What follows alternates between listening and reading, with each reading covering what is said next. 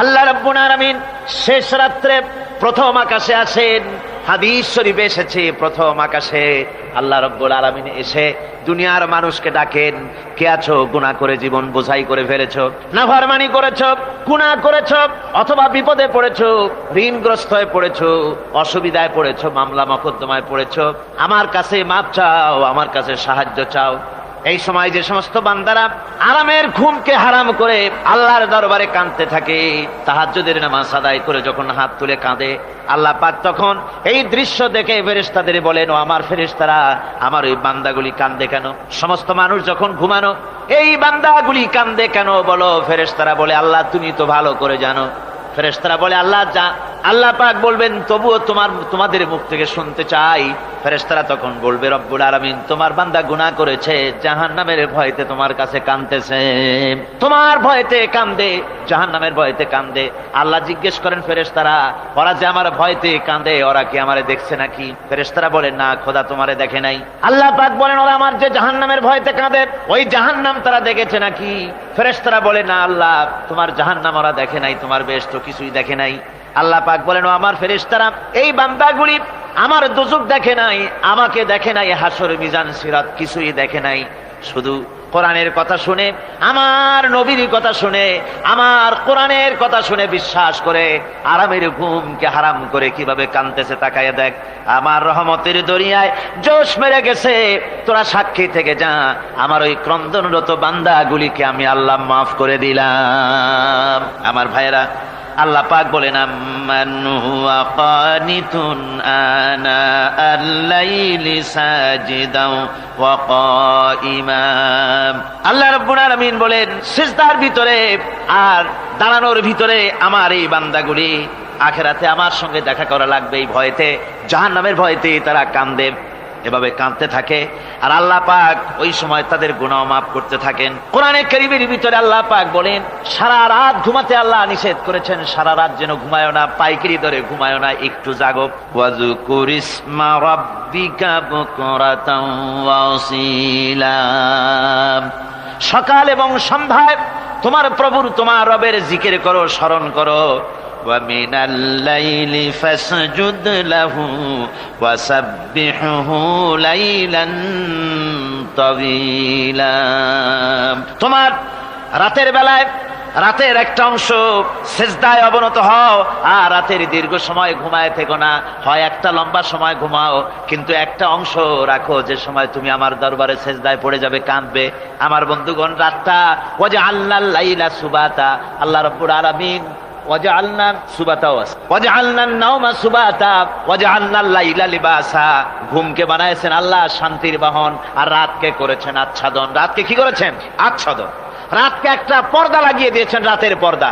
যেহেতু প্রেম ভালোবাসা ঢোল পিটায় করা যায় না, ঢোল পিটায় প্রেম করা যায় যায় না। মানুষকে দেখায় দেখায় প্রেম ভালোবাসা করা যায় না, এটা হলো দুনিয়ার রীতিনীতি। দুনিয়ায় যেটা মানুষেরা করে, আসল সবচাইতে বড় ভালোবাসার পাত্র হলেন আল্লাহ, মাশুক হলেন আল্লাহ, আশেক হলো মানুষ। আশেক এবং মাশুকের ভিতরে প্রেম বিনিময় হবে, ভালোবাসার আদান প্রদান হবে, কথোপকথন হবে। এজন্য দিনের কোলাহল পূর্ণ অবস্থায় তা হয় না বলে রব্বুল আলামিন বলেন, আমি তোমাদের জন্য রাতকে একটা আচ্ছাদন, একটা পর্দা বানায় দিয়েছি। এই রাতের পর্দার ভিতরে থেকে আমারে ডাকো, আমাকে, আমার কাছেই তুমি আমাকে ডাকো, একটা লম্বা সময় নিয়ে আমাকে বলতে থাকো, আমাকে ডাকতে থাকো। আল্লাহ পাক তার নবীকেও বলেছেন, ইয়া আইয়ুহাল মুযাম্মিলু কুমিল লাইলা ইল্লা কালিলা। হে চাদর আচ্ছাদিত ব্যক্তি, রাত্রিকালে সালাতে দণ্ডায়মান থাকো, কিন্তু কম, সারা রাত জাগার দরকার নেই। একটা অংশ জাগো, যখন তুমি আমার জন্য কাঁদবে, আমার জন্য সিজদায় পড়ে থাকবে। সাহাবায়ে কেরামদের সঙ্গে রোমকদের লড়াই হতেছে, রোমক সৈন্যরা যুদ্ধে জিততে পারতেছে না কিছুতেই। এরপরে তারা গোয়েন্দা বিভাগের লোক পাঠায় দিল, এদের সঙ্গে জিততে পারি না কেন, একটু খুঁজে দেখে আসো রাত্রে এরা করেটা কি। গোয়েন্দা বিভাগের লোক সারা রাত ঘুরে ঘুরে তারপরে এসে রিপোর্ট করলো। এরপরে এসে তাদের প্রধানের কাছে রিপোর্ট করলো, আমরা যার কাছে গিয়েছিলাম দেখে এলাম, হুম বিল্লাইলি রাহবানুন ওয়া বিন্নাহারি ফুরসানুন। আমরা দেখে এলাম যাদেরকে দিনের বেলায় প্রচন্ড শক্তিশালী বীর যোদ্ধা রূপে যাকে যুদ্ধ করতে দেখেছি ময়দানে, রাতের বেলায় দেখলাম গিয়া একেবারে নিতান্ত ফকিরের মতো। কেউ তো সেজদায় পড়ে কাঁদতেছে, কেউ আবার তেলাওয়াত করতেছে, চোখ দিয়া পানি পড়তেছে, আবার কেউ নামাজ পড়তেছে, আবার কেউ হাত তুলে রেখেছে তাদের প্রভুর দরবারে। চোখের পানিতে তাদের চোখ বুক ভেসে যেতেছে। সারাটা রাত তেলাওয়াত আর সেজদা আর নামাজের মধ্যে তারা এভাবে কাটিয়ে দিয়েছে। সেনাপতি এই রিপোর্ট শোনার পরে বললেন, ও গোয়েন্দা বিভাগের লোকেরা, আমার রোমক সৈন্যরা শোনো, যে জাতির নৈতিক মান এত উচ্চে, ওই জাতির সঙ্গে যুদ্ধ করা মানে আমাদের আত্মহত্যা করার শামিল। এদের সাথে কিছুতেই আমাদের পক্ষে পারা সম্ভব না। হ্যাঁ, এদের সাথে পারা যাবে যদি এই সম্পর্ক নষ্ট করে দেওয়া যায়। আল্লাহর সাথে তাদের এই গভীর সম্পর্ক যেটা আছে, এই সম্পর্ক নষ্ট করে দিতে হবে, তাহলেই কেবলমাত্র সম্ভব হবে। এদের নৈতিক চরিত্র ধ্বংস করার জন্য প্রচেষ্টা চালাও, তাহলে হয়তো আমরা কামিয়াব হতে পারবো। আমার বন্ধুগণ, এই জন্য গভীর রাত্রে যারা ইমানদার ব্যক্তি, তাদের জন্য গভীর রাত্রে জাগার একটা ব্যবস্থা আল্লাহ পাক বলেছেন। ইমানদার ব্যক্তিদের জন্য এটা হলো 2 নম্বরের বৈশিষ্ট্য।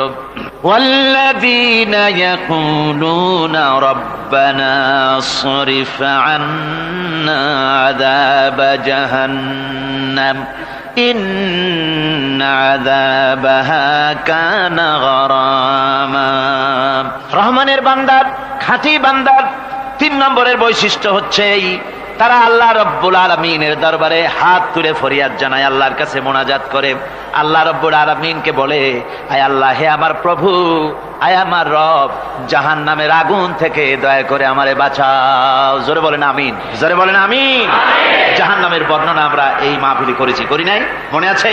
দারুণ কঠিন জায়গা, অত্যন্ত কঠিন জায়গা, মারাত্মক জায়গা জাহান্নাম। ওই জাহান্নামের জন্য আল্লাহর কাছে কাঁদতে হবে, মাপ চাইতে হবে জাহান্নাম থেকে। মুমিন ব্যক্তির 3 নম্বরের বৈশিষ্ট্যই তাই। সে বলবে, রব্বানা সরিফ আন্না আযাবা জাহান্নাম ইন্না আযাবাহা কানা গরামা। আয় আল্লাহ, তোমার জাহান্নামের শাস্তি থেকে তোমার কাছে মাপ চাই। আল্লাহ পাক বলেন, এই জাহান্নামের শাস্তি বড়ই প্রাণান্তকার হবে। ইন্নাহা সাআত মুস্তাকাররাও ওয়া মুকামা। জাহান্নাম হচ্ছে অবস্থানের জন্য অত্যন্ত নিকৃষ্ট, খুবই খারাপ জায়গা এই জাহান্নাম। কিন্তু মুসলমানদের অবস্থাটা ভিন্ন। মুসলমানেরা নেক আমল করে, ইবাদত বন্দি করে, তা সত্ত্বেও তার কলিজা কাঁপতে থাকে। সুবহানাল্লাহ, তার কলিজা কাঁপতে থাকে যে আমি যে ইবাদত করছি, এই ইবাদত আল্লাহর দরবারে মঞ্জুর হচ্ছে কিনা। এই জন্য তার মন কাঁদতে থাকে। সে আমলের উপর নির্ভর করে থাকে না, সে আল্লাহর দয়ার উপরে নির্ভর করে। কিসের উপরে নির্ভর করে? আল্লাহর দয়া, আল্লাহর রহমতের উপরে নির্ভর করে। আর সে আল্লাহর কাছে কাঁদতে থাকে, রব্বুল আলামিন, তুমি দয়া করে মেহেরবানি করে আমার হিসাব নিও না। আমার হিসাব করে যদি বেহেশতে দাও, তাহলে তো বেহেশতে যাইতে পারবো। কিয়ামতের দিন আল্লাহ রব্বুল আলামিন কোন মানুষকে যদি হিসাবের জন্য ধরে ফেলেন, তাহলে ওই বান্দার আর জাহান্নাম ছাড়া কোনো পথ নাই। এই জন্য আল্লাহ শিখায় দিয়েছেন, বান্দা দোয়া কর, ওয়া আদখিলনাল জান্নাতা বিগাইরি হিসাব। আয় আল্লাহ, বিনা হিসাবে তোমার জান্নাত আমাকে দান করো। আবার হুজুর দোয়া করেছেন, আল্লাহুম্মা হাসিবনি হিসাবান ইয়াসীরা। আয় আল্লাহ, তুমি আমার সহজ হিসাব নাও। পড়েন, আল্লাহুম্মা হাসিবনি হিসাবান ইয়াসীরা। হিসাবে ইয়াসীর, সহজ হিসাব। আয় আল্লাহ, তুমি আমার সহজ হিসাব নাও। এই হাদিসের ব্যাখ্যা এসেছে সহজ হিসাব কি? ব্যাখ্যা এসেছে সহজ হিসাবটা হচ্ছে আল্লাহ রাব্বুল আলামিন কিয়ামতের ময়দানে তার কোন বান্দাকে যদি রহমত করতে চান, কোন বান্দার প্রতি যদি দয়া করতে চান, কাউকে যদি ক্ষমা করতে চান, তাহলে আল্লাহ রাব্বুল আলামিন তাকে একটা পর্দার আড়ালে ডেকে নেবেন। একটি পর্দার আড়ালে রেখে নিয়ে আল্লাহ পাক জিজ্ঞেস করবেন, বান্দা তুই কি এই গুনাহগুলি করেছিলি নাকি? এই সব গুনাহ করেছিস নাকি? আল্লাহ জিজ্ঞেস করবেন বান্দাকে, অবস্থাটা কেমন হবে চিন্তা করেন।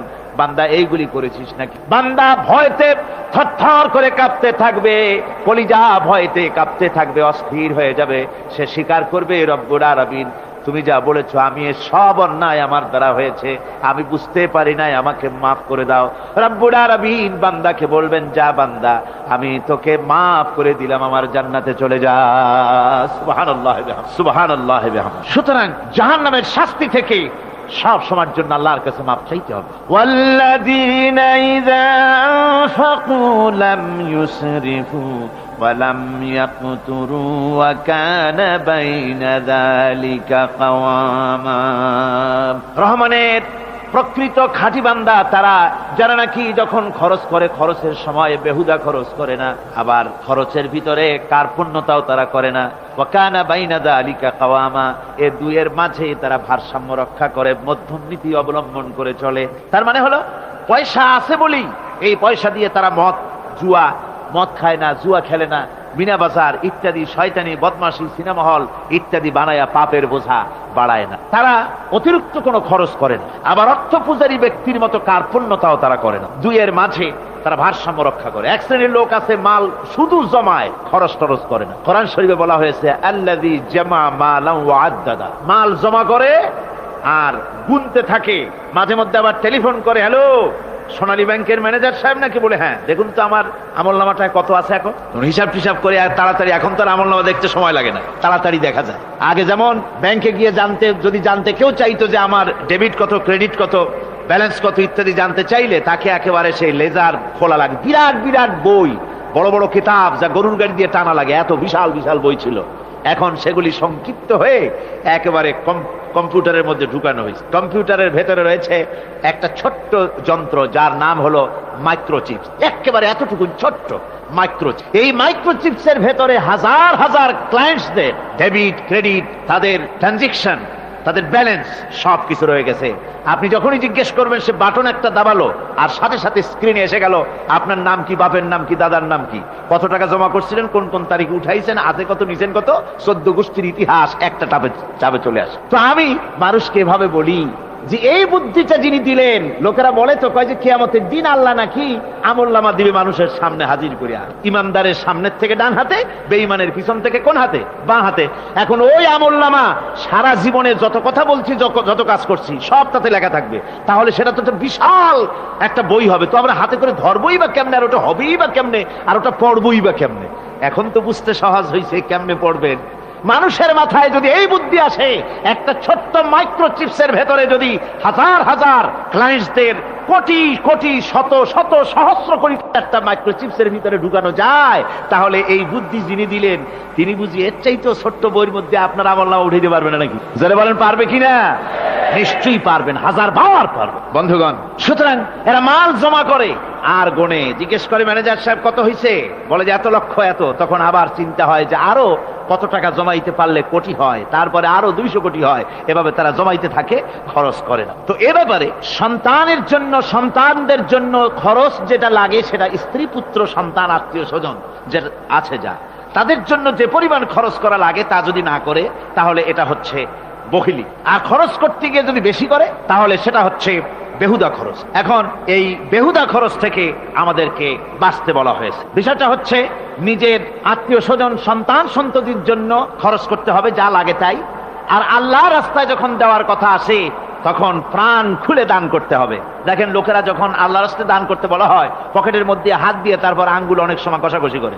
একজনে জিজ্ঞেস করলাম, মিয়া পয়সা দিবাতে এত পকেটে হাত রাখিয়া বাইরে করো না মোটে? কয় যে ঘষে দেখতেছি শিখি না 10 পাই। তাহলে এইভাবে আল্লাহর রাস্তায় দেওয়ার সময় এই যে কার্পণ্যতা, এই কার্পণ্যতা মানুষকে তাকে শেষ করে দেয়, তার ঈমানকে নষ্ট করে দেয়। আর পয়সা আছে বলে বেশি খরচ করতে হবে, যেমন বিবাহে লোকেরা খরচ করে আমাদের দেশে, কোরবানি করতে গিয়ে খরচ করে। হ্যাঁ, কোরবানি করবেন, আপনি ভালো একটা কোরবানি করবেন, আপনার পয়সা যেমন আছেন তেমন, কিন্তু 50,000 টাকা দাম দিয়ে একটা গরু কিনা সেই গরুর গলায় মালা দিয়া এরপরে সারা শহরে প্রদর্শনী করতে হবে, এর কোনো যুক্তি নাই। আছে কোনো যুক্তি? যদি তা হয় তাহলে ওই গরু যিনি কেনেন তারও গলায় মালাই দিয়া দুজনে একসাথেই ঘুরানো দরকার, বুঝলেন? আমার বন্ধুগণ, আপনি কোরবানি করবেন, কোরবানি আপনার 10,000 টাকায় হয়ে যেতে পারে, 15,000 টাকায় হয়ে যেতে পারে। বাকি টাকাগুলি আল্লাহর রাস্তায় খয়রাত করে দেন। কত গরিব আত্মীয় আছে তাদের দিয়ে দেন। 50,000 টাকা দিয়ে বিরাট বাজারের সেরা গরু খরিদ করে কোরবানি দিচ্ছেন। অর্থটা কি? মানুষকে দেখাচ্ছেন আল্লাহর দরবারের গোশত যাবে না, চামড়া যাবে না, রক্ত যাবে না, যাবে আপনার নিয়ত। কি যাবে?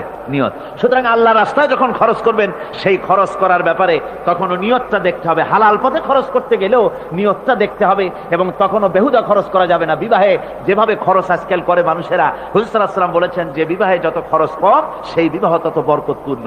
আর আমরা মনে করি বিবাহে যত বেশি খরচ বাড়ানো যায় ততই এটা বেশি শানদার হবে। উল্টা চিন্তা করি। আল্লাহ রাব্বুল আলামিন এরপরে বলছেন, والذين لا يدعون مع الله إلها آخر ولا يقتلون النفس التي حرم الله إلا بالحق ولا يزنون ومن يفعل ذلك يلقى أثاما। আর রহমানের খাঁটি বান্দা যারা, তাদের পঞ্চম নম্বরের বৈশিষ্ট্য হচ্ছে যে তারা আল্লাহর সাথে, আল্লাহকে বাদ দিয়ে অন্য কাউকে ইলাহা বলে, মাবুদ বলে ডাকে না। এই ব্যাপারেও ব্যাখ্যা আমরা এই মাহফিলে দিয়েছি, মনে আছেন আপনাদের? আল্লাহ ছাড়া অন্য কাউকে ইলাহা বলে ডাকা যাবে না। ওয়ালা ইয়াকতুলুনা আন-নাফসাল্লাতী হারামাল্লাহু ইল্লা বিল হক। আর আল্লাহ যে সমস্ত প্রাণকে, আর ওই লোকেরা যারা নাকি আল্লাহ ছাড়া, ইমান রহমানের বান্দা যারা, তারা একদিকে তো আল্লাহ ছাড়া অন্য কাউকে ডাকে না, মাবুদ বলে স্বীকার করে না, অন্যদিকে আল্লাহর হারাম করা প্রাণগুলিকে তারা ধ্বংস করে না। অর্থাৎ আল্লাহ যাদেরকে হত্যা করতে নিষেধ করেছেন, প্রাণীদেরকে হত্যা করতে, মানুষ হত্যা করতে নিষেধ করেছেন, আল্লাহর নিষেধ, আল্লাহ যেগুলি জায়েজ করেছেন সেগুলি বাদ দিয়ে হত্যা করা, এগুলি তারা করে না। ওয়ালা ইয়াজনুন, আর তারা জেনা ব্যভিচারেও লিপ্ত হয় না। এটা হচ্ছে যে এই সমস্ত লোকগুলি তারা গুনাহ থেকে মুক্ত থাকতে চেষ্টা করে, তারা আল্লাহ ছাড়া আর কাউকে রব বলে ডাকে না, ইলাহ বলে ডাকে না, মাবুদ বলে ডাকে না। হযরত ইবনে মাসউদ রাদিয়াল্লাহু তাআলা আনহু বলেছেন, তিনি রাসূল পাক সাল্লাল্লাহু আলাইহি ওয়াসাল্লামের কাছে জিজ্ঞেস করেছিলেন, হে রাসূল, সবচাইতে বড় গুনাহ কি? হুজুর বলেছেন সবচাইতে বড় গুনাহ তিনটা। সবচেয়ে বড় গুনাহটা কয়টা? রাসূল পাক সাল্লাল্লাহু আলাইহি ওয়াসাল্লাম বলেছেন সবচাইতে বড় গুনাহ হচ্ছে তিনটি। একটি হচ্ছে, তুমি যদি কাউকে আল্লাহর সমতুল্য প্রতিদ্বন্দ্বী বানিয়ে যদি তার কাছে কিছু চাও, তাহলে এটা সবচেয়ে বড় গুনাহ। সন্তান দিতে পারেন আল্লাহ, তোমাকে রোগমুক্ত করতে পারেন আল্লাহ, আল্লাহ যা করতে পারেন এই সব বিষয়গুলি যদি মানুষের কাছে চাও, তাহলে তুমি আল্লাহর জায়গায় তাকে বসালে, এটা সবচেয়ে বড় গুনাহ।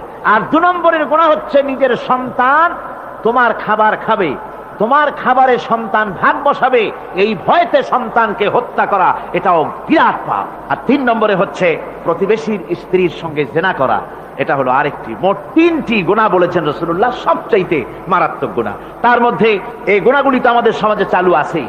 একদিকে সমাজের ভেতরে রয়েছে আল্লাহ ছাড়া মানুষের কাছে, মাজারের কাছে গিয়া, কবরের কাছে গিয়া, কবরওয়ালার কাছে চাওয়ার এই রেওয়াজ চালু আছে। এই রেওয়াজ কি চট্টগ্রামে কমেছে না বেড়েছে? কমেছে। জোরে কোন আলহামদুলিল্লাহ। কমে গিয়েছে, আগের তুলনায় বহুত কমেছে।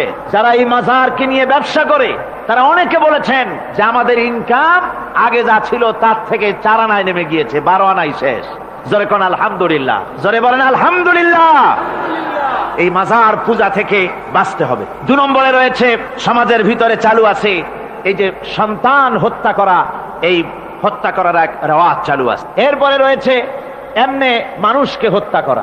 কলেজ ইউনিভার্সিটিতে যেভাবে মানুষ হত্যা করা হচ্ছে, এরা জানে না নিজের আদর্শকে প্রতিষ্ঠার জন্য আন্দাজ এবং অনুমানের উপরে ভিত্তি করে জেদ করে মানুষকে হত্যা করছে। কি বলেন, করে না? আল্লাহ রাব্বুল আলামিন বলেন, ওয়ামান ইয়াকতুল মুমিনান মুতাআম্মিদান ফাজাযাউহু জাহান্নাম খালিদিনা ফিহা আবাদান। আল্লাহ রাব্বুল আলামিন বলেন, মুমিন বান্দা কি কেউ যদি ইচ্ছে করে কাউকে হত্যা করে, তাহলে তার জায়গা হবে জাহান্নাম, তার আর কোনো শাস্তি নাই, একমাত্র জাহান্নামই হবে তার শাস্তি, চিরকাল জাহান্নামের ভিতরে থাকতে হবে। জোরে বলেন নাউজুবিল্লাহ। আজকে কলেজের মধ্যে, ইউনিভার্সিটিতে অনবরত আমরা হত্যাকাণ্ডের খবর শুনতে পাচ্ছি, সমানে হত্যা হচ্ছে। এই যে সন্ত্রাস এবং হত্যা যা হচ্ছে কলেজ ইউনিভার্সিটিতে, আপনারা আমাকে বলেন অনুরূপ হারে মাদ্রাসায় এই ধরনের সন্ত্রাস হচ্ছে? এত আস্তে জবাব দিলেন, তাহলে বোধহয় হচ্ছে দেশে। মাদ্রাসায় সন্ত্রাসের কারণে, কোন টাইটেল মাদ্রাসা, ফাজেল মাদ্রাসা সন্ত্রাসের কারণে বন্ধ হয়েছে এমন কোন নজির আপনারা পেয়েছেন? পান নাই। কেন পান? কলেজ বন্ধ হচ্ছে, ইউনিভার্সিটি বন্ধ হচ্ছে সন্ত্রাসের কারণে, মাদ্রাসা বন্ধ হয় না কেন? তার কারণ হচ্ছে কলেজ ইউনিভার্সিটিতে কোরআন পড়ানো হয় না, হাদিস পড়ানো হয় না, তাই তারা হত্যা করলে কি পাপ হয় তাও জানে না। হত্যা পাপ, হত্যার পাপ তো দূরের কথা, মানুষ কোরআন শুনতে আসে, কোরআন শুনতে আসাটাও তাদের বরদাস্ত হয় না। আমি জানতে পারলাম, এ মাহফিল আসার সময় জানতে পেরেছি, চট্টগ্রাম বিশ্ববিদ্যালয়ের কাছে থেকে শ্রোতৃমণ্ডলী, মাহফিলের শ্রোতারা বাসে যখন আসতেছিল, সেখানকার কিছু সংখ্যক ছেলেরা ইট পাটকেল মেরেছে বাসের উপরে, বহুত লোক সেখানে আহত তারা করেছে। নাউজুবিল্লাহ মিন যালিক। কি শিক্ষা দেওয়া হচ্ছে সেখানে? কিন্তু মাদ্রাসায় তো হচ্ছে না। কেন হয় না? তার কারণ হচ্ছে মাদ্রাসাগুলিতে কোরআনে কারীম পড়ানো হয়, রাসূলুল্লাহর হাদিস পড়ানো হয়, সেখানে জানানো হয়, এই কথাগুলি পড়ানো হয়, যদি কেউ কাউকে হত্যা করে জাহান্নাম ছাড়া কোনো জায়গা থাকবে না, চিরকাল জাহান্নামে থাকতে হবে, এই ভয়তে ওরা হত্যার ভিতরে যায় না। এই জীবন জীবন নয়, পরকাল আছে, কিয়ামতের দিন আল্লাহর দরবারে দাঁড়ায়া জীবনের সবকিছুর হিসাব দিতে হবে। এই জন্য তারা এসব জানে বলে, এসব তাদের রক্তে মাংসের ভিতরে ঢুকানো আছে বলে তারা চুরি ডাকাতি জেনা ব্যভিচার হত্যার দিকে তত যায় না যত এরা যায়, ঠিক কিনা বলেন? কলেজ ইউনিভার্সিটিতে আজকে কোরআন শরীফ পড়ানো হয় না। মাদ্রাসা এবং মসজিদে, মাদ্রাসাগুলিতে যে কারণে সন্ত্রাস হয় না, ওই কারণটা যদি কলেজ ইউনিভার্সিটিতে ঢুকানো যায় তাহলে সন্ত্রাস বন্ধ হতে পারে, ঠিক কিনা কর? আমার ভাইরা, আজ বাংলাদেশে যে কয়টা ইউনিভার্সিটি আর যতগুলি কলেজ আছে, এদেশের সাধারণ মানুষের রক্তার্জিত পয়সা দিয়েই এই কলেজ ইউনিভার্সিটি চালানো হয়, কিন্তু সেখানে কোরআন শরীফের তাফসীর পড়ানো হয় না, হাদিস শরীফ পড়ানো হয় না, হয় সব পড়ানো হয়, কিন্তু কোরআনে কারীমের তাফসীর পড়ানো হয় না, হাদিস শরীফ পড়ানো হয় না। যদি ওই কলেজ ইউনিভার্সিটির ছাত্রগুলিকে কোরআন শরীফ পড়ানো হতো, কোরআনের তাফসীর পড়ানো হতো, কলেজ ইউনিভার্সিটিতে হাদিস শরীফ যদি পড়ানো হতো, ইসলামের অর্থনীতি সমাজনীতি যদি পড়ানো হতো, তাহলে কলেজ আর ইউনিভার্সিটি গোটা জাতিকে মাস্তান আর গুন্ডা উপহার দিত না, খালিদ বিন ওলীদের মতো মুজাহিদ উপহার দিত। জোরে বলেন সুবহানাল্লাহ। আজকে গোটা জাতির চিন্তা চেতনা ধারণার বহির্ভূত সেখান থেকে সন্তান আমরা পাচ্ছি। আজকে সেখানে ছেলে পাঠাচ্ছে বাপ, ছেলে পাঠাচ্ছে, ছেলে লেখাপড়া করে সেখান থেকে ভালোভাবে পাশ করে আসবে, চাকরি বাকরি করবে, মা বাপের সুখের কারণ হবে, কিন্তু দেখা যায় কিছুদিন পর সেখান থেকে চলে আসে সন্তান লাশ হয়ে বাপের ঘরে ফিরে এলো। কি শিক্ষা হচ্ছে? এই শিক্ষা ব্যবস্থার আমূল পরিবর্তন হওয়া দরকার। আপনারা অবাক হবেন, শিক্ষা ব্যবস্থার পরিবর্তন হওয়া দূরের কথা, কোরআন হাদিস কলেজ ইউনিভার্সিটিতে পড়ানো তো দূরের কথা, নামাজের জন্য কোনো তাগিদ নাই। কোন কলেজে কোন ইউনিভার্সিটিতে এরকমের তাগিদ আছে যে যারা মুসলমান ছাত্র জোহরের আযান হয়ে যাবে সব ছাত্র শিক্ষককে বাই হুক এন্ড ক্রুক মসজিদে যেতে হবে, 5 ওয়াক্ত নামাজ বা জামাত আদায় করতে হবে, এমন হুকুম আছে? আছে। এরপরেও ছেলেরা যে যতটুকুন ভালো আছে, ও তো বাস ভাঙছে ইউনিভার্সিটির সামনে পাইয়া, ওরা লাঠি ঠ্যাঙ্গা নিয়ে যে দূর আসে না, এই তো কপাল। কথা বুঝতে পেরেছেন? ওদের তো কিছু শিখানো হয় না, কিচ্ছু, অর্থাৎ চরিত্র সৃষ্টি তাদের করানো হয় না। নামাজের তাগিদ নাই, রোজার তাগিদ নাই, ও যেন একটা আলাদা জগৎ। যুবতী মেয়ে, যুবতী ছেলে, যুবক ছেলে পড়াশোনা করে কো এডুকেশন, সহশিক্ষায়, একসাথে যুবক পুরুষ আর যুবতী মহিলা একসাথে ওঠা বসা করছে, একসাথে পিকনিক করতে কোথায় হারায় যাচ্ছে, কি করতেছে না করতেছে দেখারও কেউ নাই। জোরে কর নাউযুবিল্লাহ। আজ তাই এক কথায় ইউনিভার্সিটিকে এদেশের একজন কবি বলেছিলেন ডাকাতদের গ্রাম। এখন শুধু ডাকাত না, মানে ডাকাতদের একেবারে আড্ডাখানা হয়ে গিয়েছে, অস্ত্রবাজির আড্ডাখানা হয়ে গিয়েছে। তাদের চরিত্র নষ্ট করার জন্য, ইসলামের থেকে তাদের মনকে ফিরিয়ে দেওয়ার জন্য বইপত্রের অভাব নাই, কোরআন হাদিসের অভাব আছে সেখানে, কিন্তু তাদের মন মগজ ইসলাম থেকে যেন ফিরে যায় এজন্য তাদেরকে বইপত্র দেওয়া হয়। যেমন সেই যুগের নাম করা কবি ছিল ইমরাউল কায়েস, খুব নাম করা কবি ছিল। তার কবিতার বই সাবায়ে মুআল্লাকা আজও পর্যন্ত মাদ্রাসা শিক্ষার উচ্চ শিক্ষায় এবং ইউনিভার্সিটি শিক্ষায়, সেখানে আধুনিক শিক্ষার উচ্চ শিক্ষায় সেখানে এ বই এখনো পড়ানো হয়। এই বইটির লেখক অর্থাৎ নাম করা কবির ছিল অনেকগুলি শত্রু। একদিন তার প্রাণের শত্রু তাকে ঘিরে ফেলেছে মরুভূমির ভেতরে, বলছে, তারা দুজন ছিল সংখ্যায়, বলল যে তোমাকে আমরা হত্যা করব। ইমরাউল কায়েস যখন দেখলো যে এদের হাত থেকে বাঁচার কোনো পথ নাই, তখন সে বলল, দেখো তোমরা তো আমাকে মারবে, কিন্তু একটা কথা আমি তোমাদেরকে বলি, আমাকে মারার পরে আমার দুটো মেয়ে আছে, মেয়ে দুটিকে একটি খবর পৌঁছে দেবে। কি খবর? বলে আমাকে মৃত্যু মারার পর আমার বাড়ি গিয়ে মেয়ে দুটিকে গিয়ে বলবে, ইয়া বানাতি ইমরাউল কায়েস ইন্না আবাকুমা। বাস এই কথাটুকুন বলে দেবে। তো যারা হত্যা করবে তারা চিন্তা করলো যে এই কথার দ্বারা তো আমরা হত্যা করেছি, তা তো প্রমাণিত হবে না, সুতরাং মারতে অসুবিধাটা কি? তারা মেরে ফেললো। মারার পরে মরুভূমির ভিতরে তাকে গেড়ে দিয়ে এরপরে এই দুইজন লোক ওয়াদা পালন করার জন্য ইমরাউল কায়েসের বাড়ি গেছে। বাড়ি গিয়ে বলছে মেয়ে দুটোকে ডেকে যে, হে মেয়েরা, তোমাদের পিতার সঙ্গে মরুভূমিতে আমাদের দেখা হলো, তারপরে তোমার পিতা আমাকে তোমাদেরকে একটা কথা বলতে বলেছেন, সেটা হলো এই, ইয়া বানাতি ইমরাউল কায়েস ইন্না আবাকুমা। শোনা মাত্রই মেয়ে দুটি চিৎকার করে কেঁদে উঠেছে। তাদের চিৎকার শুনে আশেপাশের লোকেরা এসে জিজ্ঞেস করলো, তোমরা কাঁদছো কেন? কয় যে এই দুটি লোক আমার পিতাকে হত্যা করেছে। কি করে বুঝলে? এই যে এদের কাছে আমার আব্বা একটা খবর পাঠাইছেন, খবরটা হলো ইয়া বানাতি ইমরাউল কাইসিন নাম আবাকুমা। ওরা বলছে এতে ওরা হত্যা করেছে, তা কি করে বোঝা গেল? এর অর্থ তো হচ্ছে যে হে ইমরাউল কায়েসের মেয়েরা, নিশ্চয়ই তোমার পিতা, তো নিশ্চয়ই তোমার পিতা কি খায় না ঘুমায় না বিদেশে গেছে, কি করে বোঝা গেল যে সে নিহত হয়েছে? মেয়ে দুটি বলছে দেখো আমার পিতা যে কবিতার পংক্তি বলেছেন এর দ্বিতীয় লাইন আমরা জানি কি হবে, ইয়া বানাতি ইমরাউল কায়েস ইন্না আবাকুমা, এর দ্বিতীয় লাইন হবে কাদ কুতিলা ওয়া কাতিলুহু লাদাকুমা, এর দ্বিতীয় লাইন হবে নিশ্চয়ই তোমার পিতা নিহত আর হত্যাকারীরা দুজনই তোমাদের সম্মুখে উপস্থিত। এখন আপনারা চিন্তা করেন যে মহিলারা পর্যন্ত সেই যুগে কতখানি বুদ্ধিমতী, কতখানি তারা বুৎপত্তি সম্পন্না ছিল সেই যুগের মহিলারা পর্যন্ত, পুরুষ তো দূরের কথা।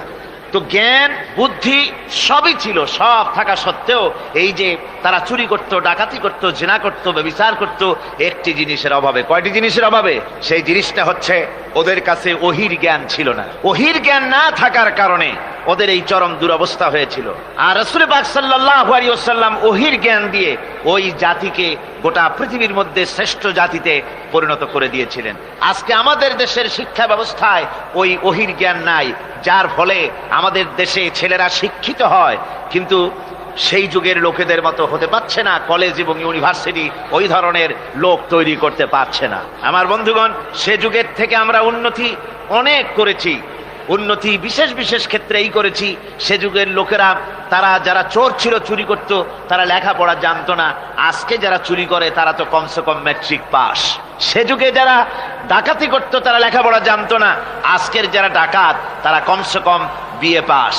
আগের যুগে, সেই যুগে যারা নাকি মানুষ হত্যা করত তারা লেখাপড়া জানতো না, আর আজকে যারা মানুষ হত্যা করে তারা রীতিমতো শিক্ষা গ্রহণ করে কোথায় কেমনে আঘাত দিলে তাড়াতাড়ি মরে এটা জেনে শুনে ট্রেনিং নিয়ে তারপরে মানুষকে হত্যা করে।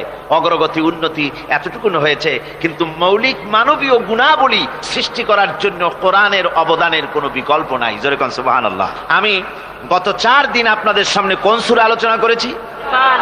সূরা ফুরকান।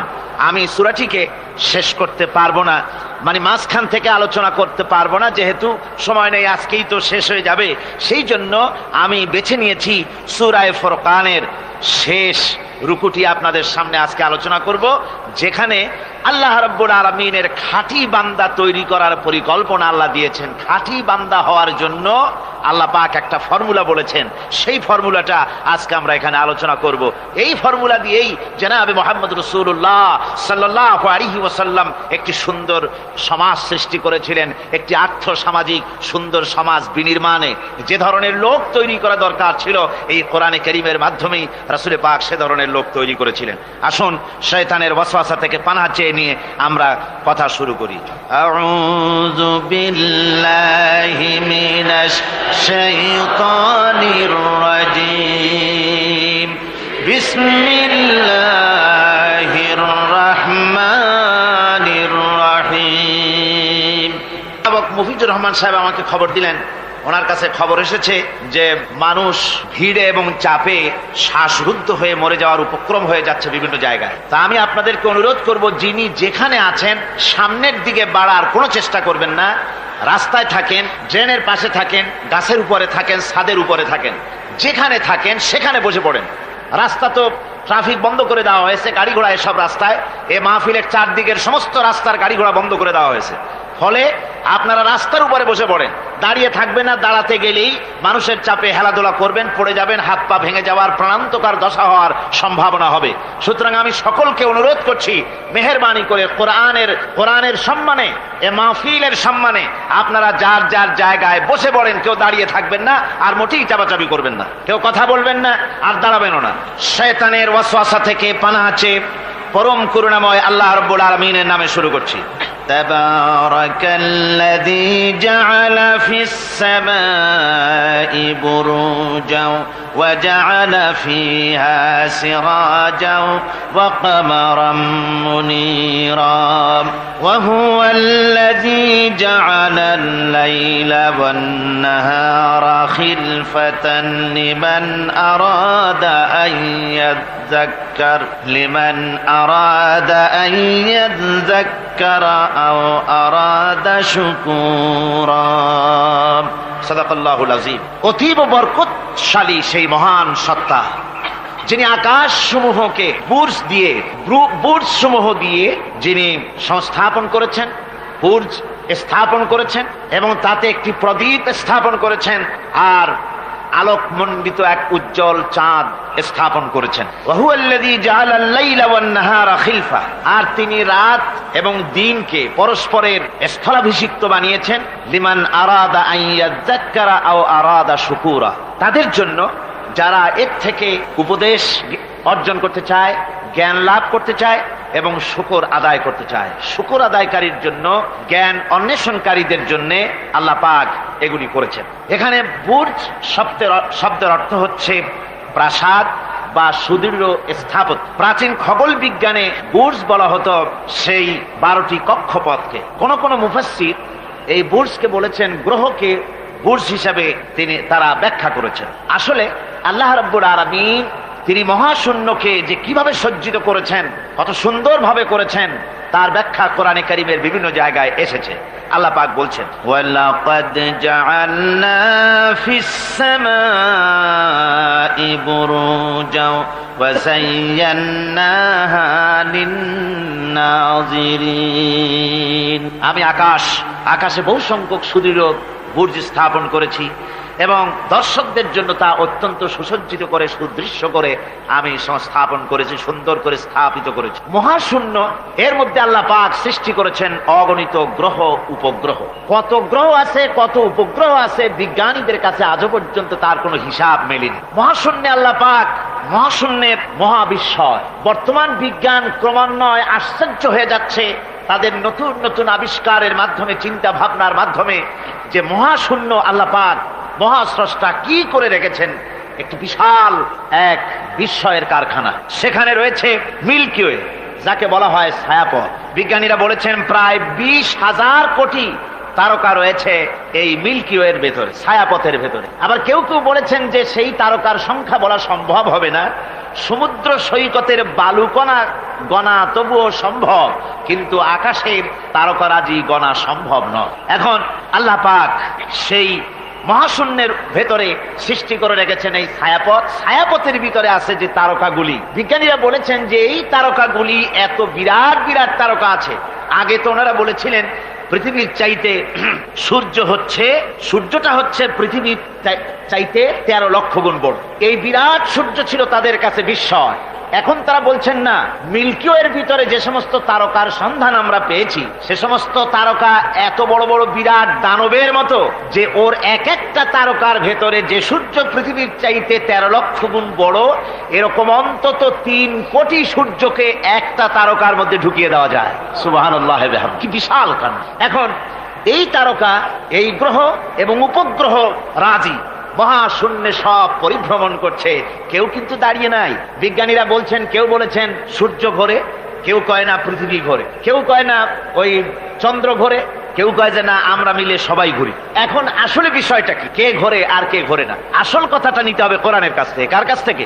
ওই চন্দ্র সূর্যের স্রষ্টা যিনি, মহাবিশ্বের স্রষ্টা যিনি, তিনিই বলতে পারবেন যে আসলে ঘোরে কে। আল্লাহ রাব্বুল আলামিন বলেন, ওয়া কুল্লুন ফি ফালাকিন ইয়াসবাহুন, মহাশূন্যের পরে যা কিছু আছে সব সন্তরণশীল, সব গতিশীল, কেউ দাঁড়িয়ে নাই, সব সাঁতার কাটতেছে, সব ছোটাছুটি করছে। ছোটাছুটি করছে, তা আবার এত দ্রুত গতি, এক একটা যে গতির কথা আমরা চিন্তা করতে পারবো না। ভীষণ তীর্যক গতিতে সব ছুটছে তো ছুটছে, কিন্তু ওখানে আবার কোনো ট্রাফিক পুলিশ নাই। আছে নাকি ট্রাফিক পুলিশ? আমাদের দেশে রাস্তাঘাটে কত ট্রাফিক পুলিশ আর কত ট্রাফিক সিগন্যাল লাইট। একদিকে ট্রাফিক পুলিশের হাতছানি, আর একদিকে ট্রাফিক লাইটের চোখ রাঙানি। এরপরেও অ্যাক্সিডেন্টের অভাব নাই, ঠিক কিনা কর? বেচারা বেবি ট্যাক্সি, গরিব মানুষ রাস্তার এক পাশ দিয়ে যায়, আর ওই দত্তের মতো ট্রাক এসে এক ধাক্কা মারে, গরিব বেচারা বেবি ট্যাক্সি 3 ঠ্যাং উপরের দিকে দিয়ে রাস্তার পাশে বসে আল্লাহ আল্লাহ করে। আমাদের ট্রেন লাইনে অ্যাক্সিডেন্ট, ওই গাড়ির লাইনে অ্যাক্সিডেন্ট, এত কিছু থাকা সত্ত্বেও কিন্তু ওই মহাশূন্যে কোনো সিগন্যাল লাইট নাই, কোনো ট্রাফিক পুলিশ নাই। এই বিশাল চাঁদ, এই বিশাল সূর্য, এবং সূর্যকে গিলে খেতে পারে, কোটি কোটি সূর্য গিলে খেতে পারে এমন তারকা, অথচ অ্যাক্সিডেন্ট নেই। আছে অ্যাক্সিডেন্ট? আল্লাহ রাব্বুল আলামিন এখানে মহাশক্তিশালী অদৃশ্য সীমারেখা সৃষ্টি করেছেন। কোরআনে কারীমে রাব্বুল আলামিন বলেন, লাশ-শামসু ইয়ামবাগি লাহা আন তুদরিকাল কামারা ওয়ালাল লাইলু সাবিকুন নাহার ওয়াকুল্লুন ফি ফালাকিন ইয়াসবাহুন। প্রবল জ্ঞানী হইবে যাহারা, আপন মনেতে বুঝিবে তাহারা, রাত্রি পারে না আগে যাইবার, দিনের স্থান করি অধিকার। চন্দ্র বাঁধে না সূর্যের গায়েতে, সূর্য পারে না চন্দ্রকে ধরিতে, যার যে স্থান বহল রাখিয়া ভ্রমণ করিছে খোদাকে ডরিয়া। সুবহানাল্লাহি ওয়া বিহামদিহি ইলা আজালিম মুসাম্মা, একটা নির্দিষ্ট সময় সীমা পর্যন্ত আপন আপন কক্ষপথে সব ছুটবে আর ছুটবে, কারো সঙ্গে কারো সংঘর্ষ হবে না। যেরকম সুবহানাল্লাহ। এরপরে ওই মহাশূন্যে অসংখ্য তারকারাজি আল্লাহ সৃষ্টি করে রেখেছেন। এত সুন্দর সুন্দর তারকা আল্লাহ বানিয়েছেন। আল্লাহ রাব্বুল আলামিন বলেন, ওয়ালাকাদ যায়্যানাস সামাআদ দুনিয়া বিমাসাবিহা ওয়া জাআলনাহা রুজুমান লিশ-শায়াতিন। এই দুনিয়ার আকাশখানিকে তারকা প্রদীপ দিয়া সাজায় রেখেছি মনের মতন, দেখো তুমি তাকাইয়া কি সুন্দর করে তারকাগুলি বানিয়ে রাখলাম, তাকিয়ে দেখো। বিজ্ঞানীরা বলেছেন এমন এমন অনেক তারকা আছে যা আমরা চোখে দেখি না, খালি চোখে ধরা পড়ে না। ওই তারকা এত ঊর্ধ্বে, ওই তারকা যেদিন তৈরি করা হয়েছে সেদিন থেকে নিয়ে আজ পর্যন্ত ওই তারকাগুলির আলো পৃথিবীর মাটি স্পর্শ করে নাই। সুবহানাল্লাহ। অথচ আলোর গতি হচ্ছে প্রতি সেকেন্ডে 1,86,000 মাইল। এই এর সেকেন্ড এক, আপনার একে বলা হয় লাইট ইয়ার, আলোক বর্ষ। এই হিসাবের সেকেন্ড, এই হিসাবের মিনিট, এই হিসাবের সপ্তাহ, মাস এবং বর্ষ। এরকম অসংখ্য লাইট ইয়ার, আলোক বর্ষ চলে গিয়েছে, আজও পর্যন্ত সেই তারকার আলো পৃথিবীর মাটি স্পর্শ করে নাই। তাহলে সেই তারকা কোথায়? সুবহানাল্লাহ পড়ে। যারা একটু আল্লাহরে গাল দিতে পারে, একটু আল্লাহ এবং ইসলামকে অস্বীকার করতে পারে, তারা আবার হিরো হয়ে যায়। দেখছেন না অবস্থা? হিরো হয়ে যায়। ওরা বলে আল্লাহ নাই, আকাশ দেখে বলে যে মহাকাশ, আসলে তো মহাকাশ না, ওটা অনেক দূরে, তাই নীলা নীলা দেখা যায়, অন্ধকার অন্ধকার ওরকম নীল রঙের দেখা যায়, আসলে আকাশ বলতেও কিছু নাই। এরপরে ইউরি গ্যাগারিন, যিনি প্রথম মহাশূন্য পরিভ্রমণ করেছিলেন, তিনি মহাশূন্য পরিভ্রমণ করে ফিরে এসে বলেছিলেন, মহাশূন্য পরিভ্রমণ করে ফিরে এলাম। মুসলমানেরা যাকে আল্লাহ বলে, খ্রিস্টানের যাকে গড বলে, আল্লাহ আর খ্রিস্টান সেই গডের অস্তিত্ব লক্ষ লক্ষ মাইলের কোথাও দেখি নাই, পাই নাই। আমি বলি বেকুব, আল্লাহরে তুমি দেখবা? তুমি তো তোমার নিজের শরীরও দেখো না। তোমার মাথাটার পেছনটা দেখতে কেমন, তোমার পিঠটা দেখতে কেমন, তোমার বডির একদম পেছনের অংশটা দেখতে কেমন, তাকে জিন্দিগিতে আয়না ছাড়া দেখতে পেরেছো কোনোদিন? নিজের শরীরই দেখতে পাও না, আর শরীরের স্রষ্টা মহান আল্লাহকে দেখতে চাও, দারুণ দুঃসাহস পোষণ করতেছে। আল্লাহ পাকের ওই মহান সৃষ্টি, এই বিশাল সৃষ্টির তুলনায় আমাদের অবস্থান কোথায়? আমাদের অবস্থান হচ্ছে মহাসমুদ্রের ভিতরে কাগজ দিয়ে নৌকা বানায়া যদি ছেড়ে দেওয়া যায়, তো মহাসমুদ্রে কাগজের নৌকাটার যে অবস্থা, এই আল্লাহর মহাবিশ্বে মহাশূন্যের ভেতরে স্পেস, মহাশূন্য আল্লাহর মহাসৃষ্টি, এর ভেতরে আমাদের অবস্থানও আটলান্টিক মহাসাগরে কাগজের নৌকাটা যেমন, আমাদের পৃথিবীর অবস্থাটা তেমন। সুবহানাল্লাহ। আল্লাহ কত বিরাট! সুবহানাল্লাহ। আমার বন্ধুগণ, আল্লাহ পাক বলছেন যে এইভাবে করে আমি চন্দ্র সৃষ্টি করেছি এবং সূর্য সৃষ্টি করেছি। ওয়াজআলা ফিহা সিরাজা ওয়া কামারাম মুনীরা, সেখানে একটা প্রদীপ আমি জ্বালিয়েছি, সেই প্রদীপটা হচ্ছে সূর্য। এই সূর্যটা হচ্ছে বিশাল, যা পৃথিবী থেকে 9,30,00,000 মাইল দূরে যে সূর্য অবস্থান করছে, এত দূরে থাকা সত্ত্বেও এই সূর্যের দিকে মানুষ খালি চোখে তাকাতে পারে না, এত উত্তপ্ত। সূরা নাবার মধ্যে আল্লাহ বলেছেন এটাকে ওয়াজআলনা সিরাজাও ওয়াহাজা, উত্তপ্ত, অতি উজ্জ্বল, অতি উত্তপ্ত প্রদীপ, এই সূর্যটাকে আল্লাহ বলেছেন। তার তাপ এত বেশি যে পৃথিবীর কোন কোন জায়গায় সূর্যের তাপ 140 ডিগ্রি ফারেনহাইট পর্যন্ত উঠে যায়, এত তাপ হয়। তো এই সূর্যের দিকে মানুষ যদি খালি চোখে তাকায় তাহলে তার চোখের দৃষ্টিশক্তি বিনষ্ট হয়ে যাওয়ার সম্ভাবনা থাকে। এই সূর্য দিয়ে আল্লাহ পাক ফসল পাকান, এই সূর্য দিয়ে জীবকুলের প্রাণ শক্তির সঞ্চার করেন আল্লাহ পাক। এই সূর্য, বিজ্ঞানীরা বলেছেন, একটা বই আছে, লেখকের নাম আমার মনে নাই, man does not stand alone. এই বইয়ের ভিতরে এই বিজ্ঞানী লিখেছেন, আল্লাহর সৃষ্টি রহস্য সম্পর্কে লিখেছেন যে সূর্য যেখানে এখন আছে, স্রষ্টা নিশ্চয়ই একজন আছেন, তিনি বলছেন যে সূর্য যেখানে আছে ওখান থেকে যদি কিছু নিচে নেমে আসতো সূর্য, তাহলে গোটা পৃথিবী পুড়ে ছাই হয়ে যেত। আর যেখানে আছে ওখান থেকে যদি কিছু উপরে উঠে যেত, গোটা পৃথিবী হিম শীতলতায় গোটা পৃথিবী ফ্রিজ হয়ে যেত। অথচ একটা মাপা একটা জায়গায় আল্লাহ পাক এই সূর্যকে রেখেছেন, সুবহানাল্লাহ পড়ে। আবার চন্দ্রকেও এমন একটা মেজারমেন্ট করা জায়গায় আল্লাহ রেখেছেন, এই চন্দ্র যদি উপরে উঠে যেত যেখানে আছে সেখান থেকে গোটা পৃথিবীটা মরুভূমি হয়ে যেত। আর যেখানে আছে সেখান থেকে যদি নিচে নেমে আসতো কিছুটা, তাহলে গোটা পৃথিবী বন্যায় প্লাবনে গোটা পৃথিবী ভেসে চলে যেত। সুবহানাল্লাহি ওয়া বিহামদিহি। এই চন্দ্রকে আল্লাহ পাক এভাবে রেখেছেন, সূর্যকে এভাবে রেখেছেন। আবার এই সূর্যের রয়েছে অতি বেগুনি রশ্মি, সেই অতি বেগুনি রশ্মি যেন এমন একটা পাওয়ার আছে সূর্যের, যে সূর্যের তাপ যদি পৃথিবীর মানুষ গায়ে লাগে, ওই রশ্মিটা যদি লাগে, সৃষ্টি জগতের ক্যান্সার হবে, সৃষ্টি জগৎ মরে যাবে, বাঁচতে পারবে না, অসুখ করবে। সেজন্য ওজোন স্তর একটা আল্লাহ বানিয়ে রেখেছেন, ওজোন একটা স্তর, যেটাকে বিজ্ঞানীরা এখন বলছেন গ্রিন হাউস এফেক্ট। এই ওজোন স্তরে ফাটল ধরেছে, বিজ্ঞানীরা লক্ষ্য করেছেন ওজোন স্তরে ফাটল ধরে সূর্যের সেই ক্ষতিকারক পাওয়ারটা পৃথিবীর মাটির কাছে চলে আসতেছে। এখন এটাকে ঠেকাবার ব্যবস্থা করা হচ্ছে। আমার বন্ধুগণ, এটা কেন হচ্ছে? আল্লাহ রাব্বুল আলামিন বলেন, ওয়ামা আসাবাকুম মিন মুসিবাতিন ফাবিমা কাসাবাত আইদিকুম। তোমাদের উপরে যত বিপদ আসে, মুসিবত আসে, সব তোমাদের হাতের কামাই করা, দুই হাতের কামাই করা, দু হাত দিয়ে যা কামাই করেছো তার ফল তোমাদের পেতে হচ্ছে। গ্রিন হাউস এফেক্ট কেন হলো? কারণ হচ্ছে আমাদের গাড়ি থেকে যে কার্বন ডাই অক্সাইড, কালো ধোঁয়া আমরা বের করি, আমাদের মিল কলকারখানা থেকে যে চিমনি থেকে কালো ধোঁয়া বের হয়, এগুলিকে শোষণ করার জন্য, এগুলিকে নষ্ট করার জন্য হলো গাছ। গাছ হলে মানুষের বন্ধু। আমরা জনমের মতো গাছ কাটি, লাগাই না। এভাবে করে প্রকৃতির ভারসাম্য আমরা নষ্ট করেছি। আমরা প্রকৃতির ভারসাম্য নষ্ট করবার জন্য ইচ্ছে করে দেশের পাহাড়গুলিকে ধ্বংস করছি। অথচ আল্লাহ পাক বলেছেন, এই পাহাড় পৃথিবীর ভারসাম্য রক্ষার জন্য, প্রকৃতির ভারসাম্যকে রক্ষা করার জন্য আমি পাহাড় সৃষ্টি করেছি। জোরে বলেন সুবহানাল্লাহ। মানুষ এভাবে নিজের সর্বনাশ নিজেই করতেছে। আল্লাহ পাক বলছেন, এভাবে করে আমি সবকিছুকে একটা সুন্দর পদ্ধতি দিয়ে সৃষ্টি করেছি। আর ওই যে আলোকমণ্ডিত চাঁদ, ওই চাঁদ সম্পর্কে প্রশ্ন তুলেছে কাফেরেরা, যে চাঁদটা কি? ওয়ায়াসআলুনাকা আনিল আহিল্লাম কুল হিয়া মাওয়াকিতু লিন্নাস। আল্লাহ রাব্বুল আলামিন বলেন, নবী আপনাকেই প্রশ্ন করা হয় চাঁদের ক্রমবর্ধমান এবং ক্রমহ্রাস সম্পর্কে, যেটা কি আপনি তাদেরকে বলে দেন। আমি এই চাঁদকে একটা প্রাকৃতিক ক্যালেন্ডার বানায়া, চিরস্থায়ী ক্যালেন্ডার বানিয়ে তাম পৃথিবীর মানুষের জন্য আকাশে ঝুলায় রেখেছি, মহাশূন্যে টানায় রেখেছি, যেন প্রতিদিন রাত্রি বেলায়, দিনের বেলায়, রাতের বেলায় তারা দিন, রাত, মাস, বছর গণনা করতে পারে। এই জন্য বিনা পয়সার একটা ক্যালেন্ডার আমি ঝুলায় রাখছি। জোরে বলেন সুবহানাল্লাহ।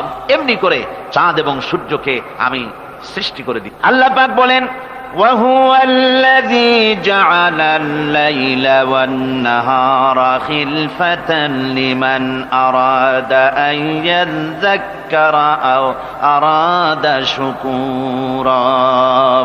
আর আমি দিন এবং রাতকে একে পরস্পরের স্থলাভিষিক্ত বানিয়েছি, যারা শুকর আদায় করবে আর যারা এর দ্বারা জ্ঞান অর্জন করবে তাদের জন্য। অর্থাৎ তারা এগুলি দেখে মনে করবে যে এগুলি খালি খালি না। এই যে রাত আসতেছে, দিন আসতেছে, দিন এবং রাত্রের এই যে পরিবর্তনটা, এর মধ্যে রয়েছে নিদর্শন। সূরা আলে ইমরানের মধ্যে আল্লাহ পাক বলেন, ইন্না ফি খালকিস সামাওয়াতি ওয়াল আরদি ওয়াখতিলাফিল লাইলি ওয়ান নাহার লাআয়াতিন লিউলিল আলবাব। যারা নিশ্চয়ই আমার এই সৃষ্টি রহস্য সম্পর্কে, দিন এবং রাতের পরিবর্তনের ব্যাপারে যারা চিন্তা করে, গবেষণা করে, তাদের জন্য আমি অনেক কিছু চিন্তার বিষয়ের মধ্যে রেখে দিয়েছি। তারা এসব আমার সৃষ্টি নৈপুণ্যতা দেখে তারপরে তারা হতবাক বিস্ময় বিমুখ হয়ে তারা বলে, এগুলি দেখে আর বলে, আল্লাযীনা ইয়াযকুরুনাল্লাহা কিয়ামান ওয়া কুউদান ওয়া আলা জুনুবিহিম ওয়া ইয়াতাফাক্কারুনা ফি খালকিস সামাওয়াতি ওয়াল আরদ। তারা বসা অবস্থায়, দাঁড়ানো অবস্থায় আমার প্রশংসা করে আর বলে, রব্বানা মা খালাকতা হাযা বাতিলান সুবহানাকা ফাকিনা আযাবান নার। আয় আল্লাহ পাক, তুমি কোনো কিছু খেল তামাশার বিষয়বস্তু করে তৈরি করো নাই, অতএব জাহান্নামের শাস্তি থেকে তুমি আমাকে রক্ষা করো। আল্লাহর নবী বলেছেন, আল্লাহর সৃষ্টি নৈপুণ্যতা সম্পর্কে যদি কোনো বান্দা 1 ঘন্টা চিন্তা করে, 1 ঘন্টা যদি গবেষণা করে, চিন্তা করে, রব্বুল আলামিন তার আমল নামায় 60 বছরের নফল ইবাদতের সওয়াব লিখে দেন। জোরে বলেন সুবহানাল্লাহ। আল্লাহ পাক এই সমস্ত কথা বলে এখন ওই ফর্মুলা বলতেছেন যে আসলে আমার বান্দা হওয়ার জন্য, খাঁটি বান্দা হওয়ার জন্য তার কয়েকটি বৈশিষ্ট্য থাকতে হবে। আল্লাহ পাক এখানে 8টি বৈশিষ্ট্য বর্ণনা করেছেন। আল্লাহর খাঁটি বান্দা হওয়ার জন্য বৈশিষ্ট্য কয়টা লাগবে? 8টি। বেহেশত কয়টা? বেহেশত কয়টি? আল্লাহ পাক বৈশিষ্ট্য বানিয়েছেন 8টি। এখানে 8টি বৈশিষ্ট্যের কথা বলা হয়েছে। মহান আল্লাহ রাব্বুল আলামিন বলেন, ওয়া ইবাদুর রাহমানিল্লাযীনা ইয়ামশুনা আলাল আরদি হাওনান ওয়া ইযা খাতাবাহুমুল জাহিলুন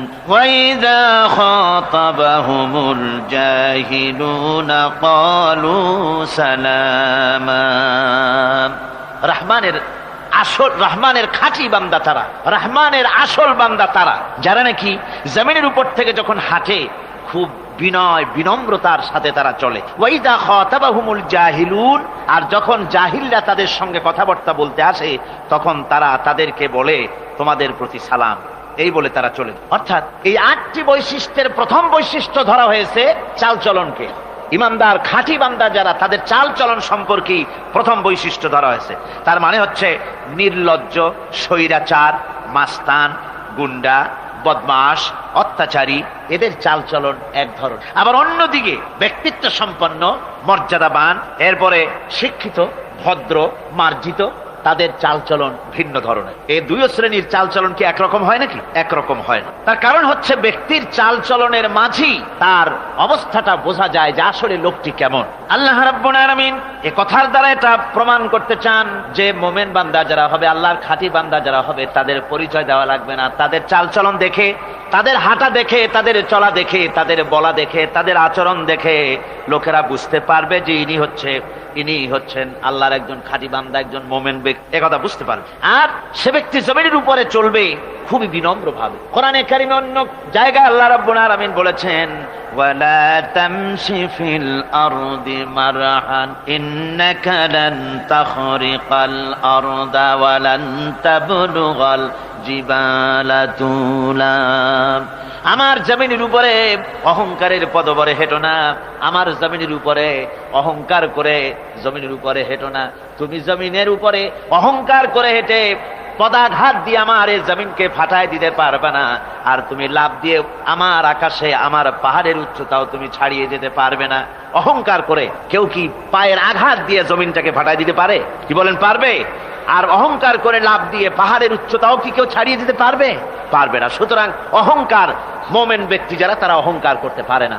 অহংকার মোমেনের স্বভাব নয়। অহংকার করতে পারে কেবলমাত্র আল্লাহ রাব্বুল আলামিন। অহংকার হচ্ছে আল্লাহ পাকের ইজাত। অহংকার কে করতে পারেন? আল্লাহ পাক করতে পারেন। মানুষের অহংকার শোভা পায় না। মানুষ, তোমার আবার অহংকার কিসের?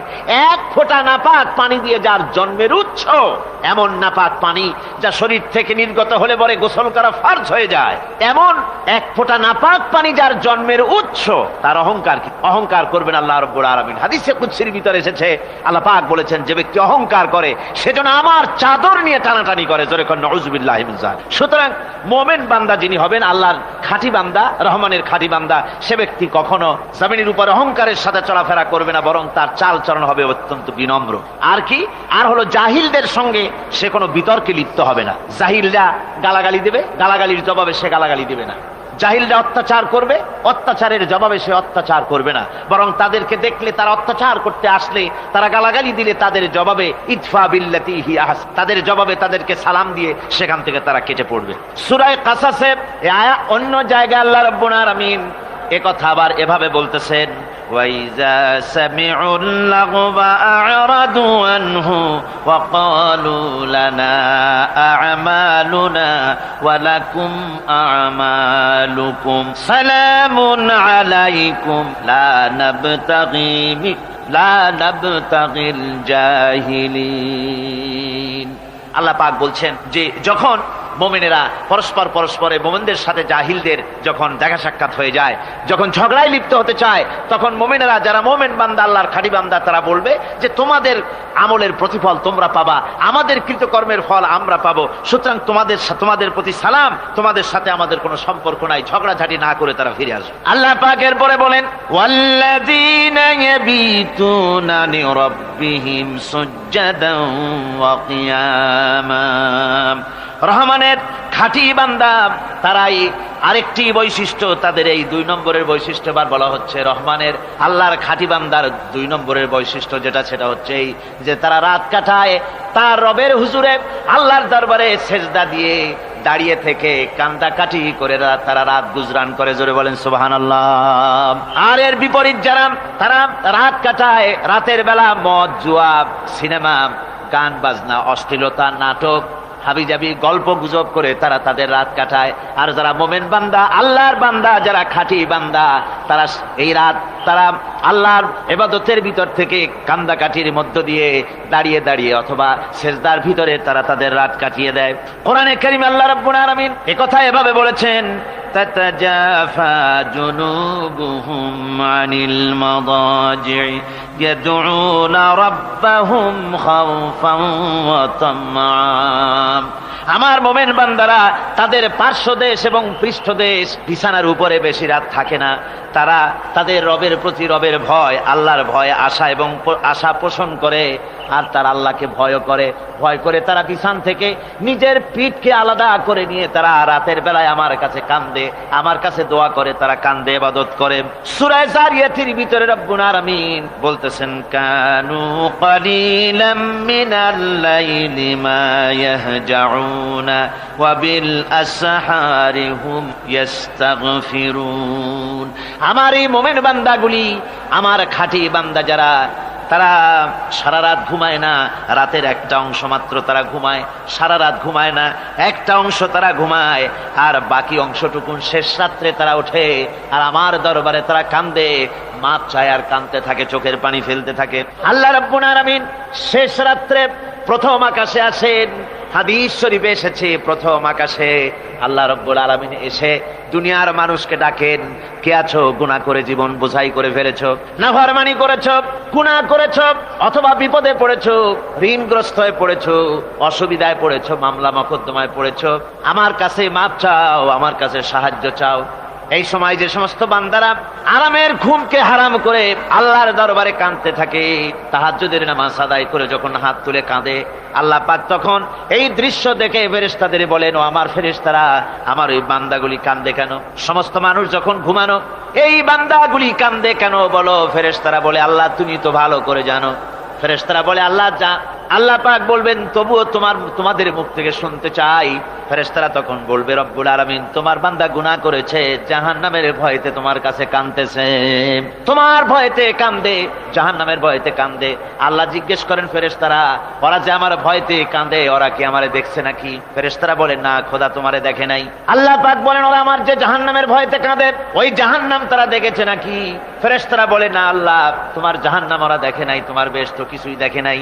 আল্লাহ পাক বলেন, ও আমার ফেরেশতারা, এই বান্দাগুলি আমার দোজখ দেখে নাই, আমাকে দেখে নাই, হাসর মিজান সিরাত কিছুই দেখে নাই, শুধু কোরআনের কথা শুনে, আমার নবীর কথা শুনে, আমার কোরআনের কথা শুনে বিশ্বাস করে আরামের ঘুমকে হারাম করে কিভাবে কাঁদতেছে তাকায় দেখ। আমার রহমতের দরিয়ায় জোশ মেরে গেছে, তোরা সাক্ষী থেকে যা, আমার ওই ক্রন্দনরত বান্দাগুলিকে আমি আল্লাহ মাফ করে দিলাম। আমার ভাইয়েরা, আল্লাহ পাক বলেন আম্মান হুয়া কানিতুন আনা আল-লাইলি সাজিদাও ওয়া কাইমা। আল্লাহ রাব্বুল আলামিন বলেন সিজদার ভিতরে আর দাঁড়ানোর ভিতরে আমার এই বান্দাগুলি আখিরাতে আমার সঙ্গে দেখা করা লাগবে এই ভয়েতে, জাহান্নামের ভয়েতে তারা কান্দে, এভাবে কাঁদতে থাকে। আর আল্লাহ পাক ওই সময় তাদের গুনাহ মাফ করতে থাকেন। কোরআনে কারীমের ভিতরে আল্লাহ পাক বলেন সারা রাত ঘুমাতে আল্লাহ নিষেধ করেছেন, সারা রাত যেন ঘুমায়ো না, পাইকারি ধরে ঘুমায়ো না, একটু জাগো। ওয়াজকুর ইসমা রাব্বিকা বুকরাতাও ওয়া আসীলা। সকাল এবং সন্ধ্যায় তোমার প্রভুর তোমার রবের জিকির করো, স্মরণ করো। وَمِنَ اللَّيْلِ فَاسْجُدْ لَهُ وَسَبِّحْهُ لَيْلًا طَوِيلًا। তোমার রাতের বেলায় রাতের একটা অংশ সেজদায় অবনত হও, আর রাতের দীর্ঘ সময় ঘুমায় থেকো না, হয় একটা লম্বা সময় ঘুমাও, কিন্তু একটা অংশ রাখো যে সময় তুমি আমার দরবারে সেজদায় পড়ে যাবে, কাঁদবে। আমার বন্ধুগণ, রাতটা ওয়াজআলনাল লাইলা সুবাতা, আল্লাহ রাব্বুল আলামিন ওয়াজআলনা সুবাতা ওয়াজআলনান নাওমা সুবাতা ওয়াজআলনাল লাইলা লিবাসা, ঘুমকে বানাইছেন আল্লাহ শান্তির বাহন, আর রাতকে করেছেন আচ্ছাদন। রাতকে কি করেছেন? আচ্ছাদন। রাতকে একটা পর্দা লাগিয়ে দিয়েছেন, রাতের পর্দা। যেহেতু প্রেম ভালোবাসা ঢোল পিটায় করা যায় না। ঢোল পিটায় প্রেম করা যায়? যায় না। মানুষকে দেখায় দেখায় প্রেম ভালোবাসা করা যায় না। এটা হলো দুনিয়ার রীতিনীতি। দুনিয়ায় যেটা মানুষেরা করে, আসল সবচাইতে বড় ভালোবাসার পাত্র হলেন আল্লাহ, মাসুক হলেন আল্লাহ, আশেক হলো মানুষ। আশেক এবং মাসুকের ভিতরে প্রেম বিনিময় হবে, ভালোবাসার আদান প্রদান হবে, কথোপকথন হবে। এজন্য দিনের কোলাহলপূর্ণ অবস্থায় তা হয় না বলে রব্বুল আলামিন বলেন আমি তোমাদের জন্য রাতকে একটা আচ্ছাদন, একটা পর্দা বানায় দিয়েছি। এই রাতের পর্দার ভিতরে থেকে আমারে ডাকো, আমাকে আমার কাছেই তুমি আমাকে ডাকো, একটা লম্বা সময় নিয়ে আমাকে বলতে থাকো, আমাকে ডাকতে থাকো। আল্লাহ পাক তার নবীকেও বলেছেন ইয়া আইয়ুহাল মুসাম্মিলু কুমিল লাইলা ইল্লা কালিলা। হে চাদর আচ্ছাদিত ব্যক্তি, রাত্রিকালে সালাতে দণ্ডায়মান থাকো, কিন্তু কম, সারা রাত জাগার দরকার নেই। একটা অংশ জাগো যখন তুমি আমার জন্য কাঁদবে, আমার জন্য সেজদায় পড়ে থাকবে। রাসূল পাক সাল্লাল্লাহু আলাইহি সাল্লাম তাহাজ্জুদের নামাজি সেজদায় পড়ে থাকতেন, রাতে ঘন্টার পর ঘন্টা চলে যেতেছে। হযরত আয়েশা বলেন আমি মনে করতাম সেজদায় এমন ভাবে রাসূল পড়েছেন আর ওঠেন না, আমার মনে হতো হুজুর বুঝি ইন্তেকাল করে গেছেন। আমি রাসূলের পায়ের আঙ্গুল ধরে আস্তে করে চাপ দিতাম, হুজুর তাতে একটু ব্যথা পেয়ে আঙ্গুল নাড়া দিতেন, তখন আমি মনে করতাম আল্লাহর নবী বিদায় হন নাই, বেঁচে আছেন। আবার কখনো দাঁড়িয়ে দাঁড়িয়ে নামাজের ভিতরে তেলাওয়াত করতে করতে রাত শেষ হয়ে যেত, আমার মনে হতো এই দাঁড়ানো থেকে হুজুর বুঝি আর রুকুতে যাবেন না। আবার যখন রুকুতে যেতেন মনে হতো এই রুকু থেকে আর বুঝি সেজদায় যাবেন না। আবার যখন সেজদায় যেতেন মনে হতো এই সেজদা থেকে রাসূল বুঝি আর উঠবেন না। সুবহানাল্লাহ।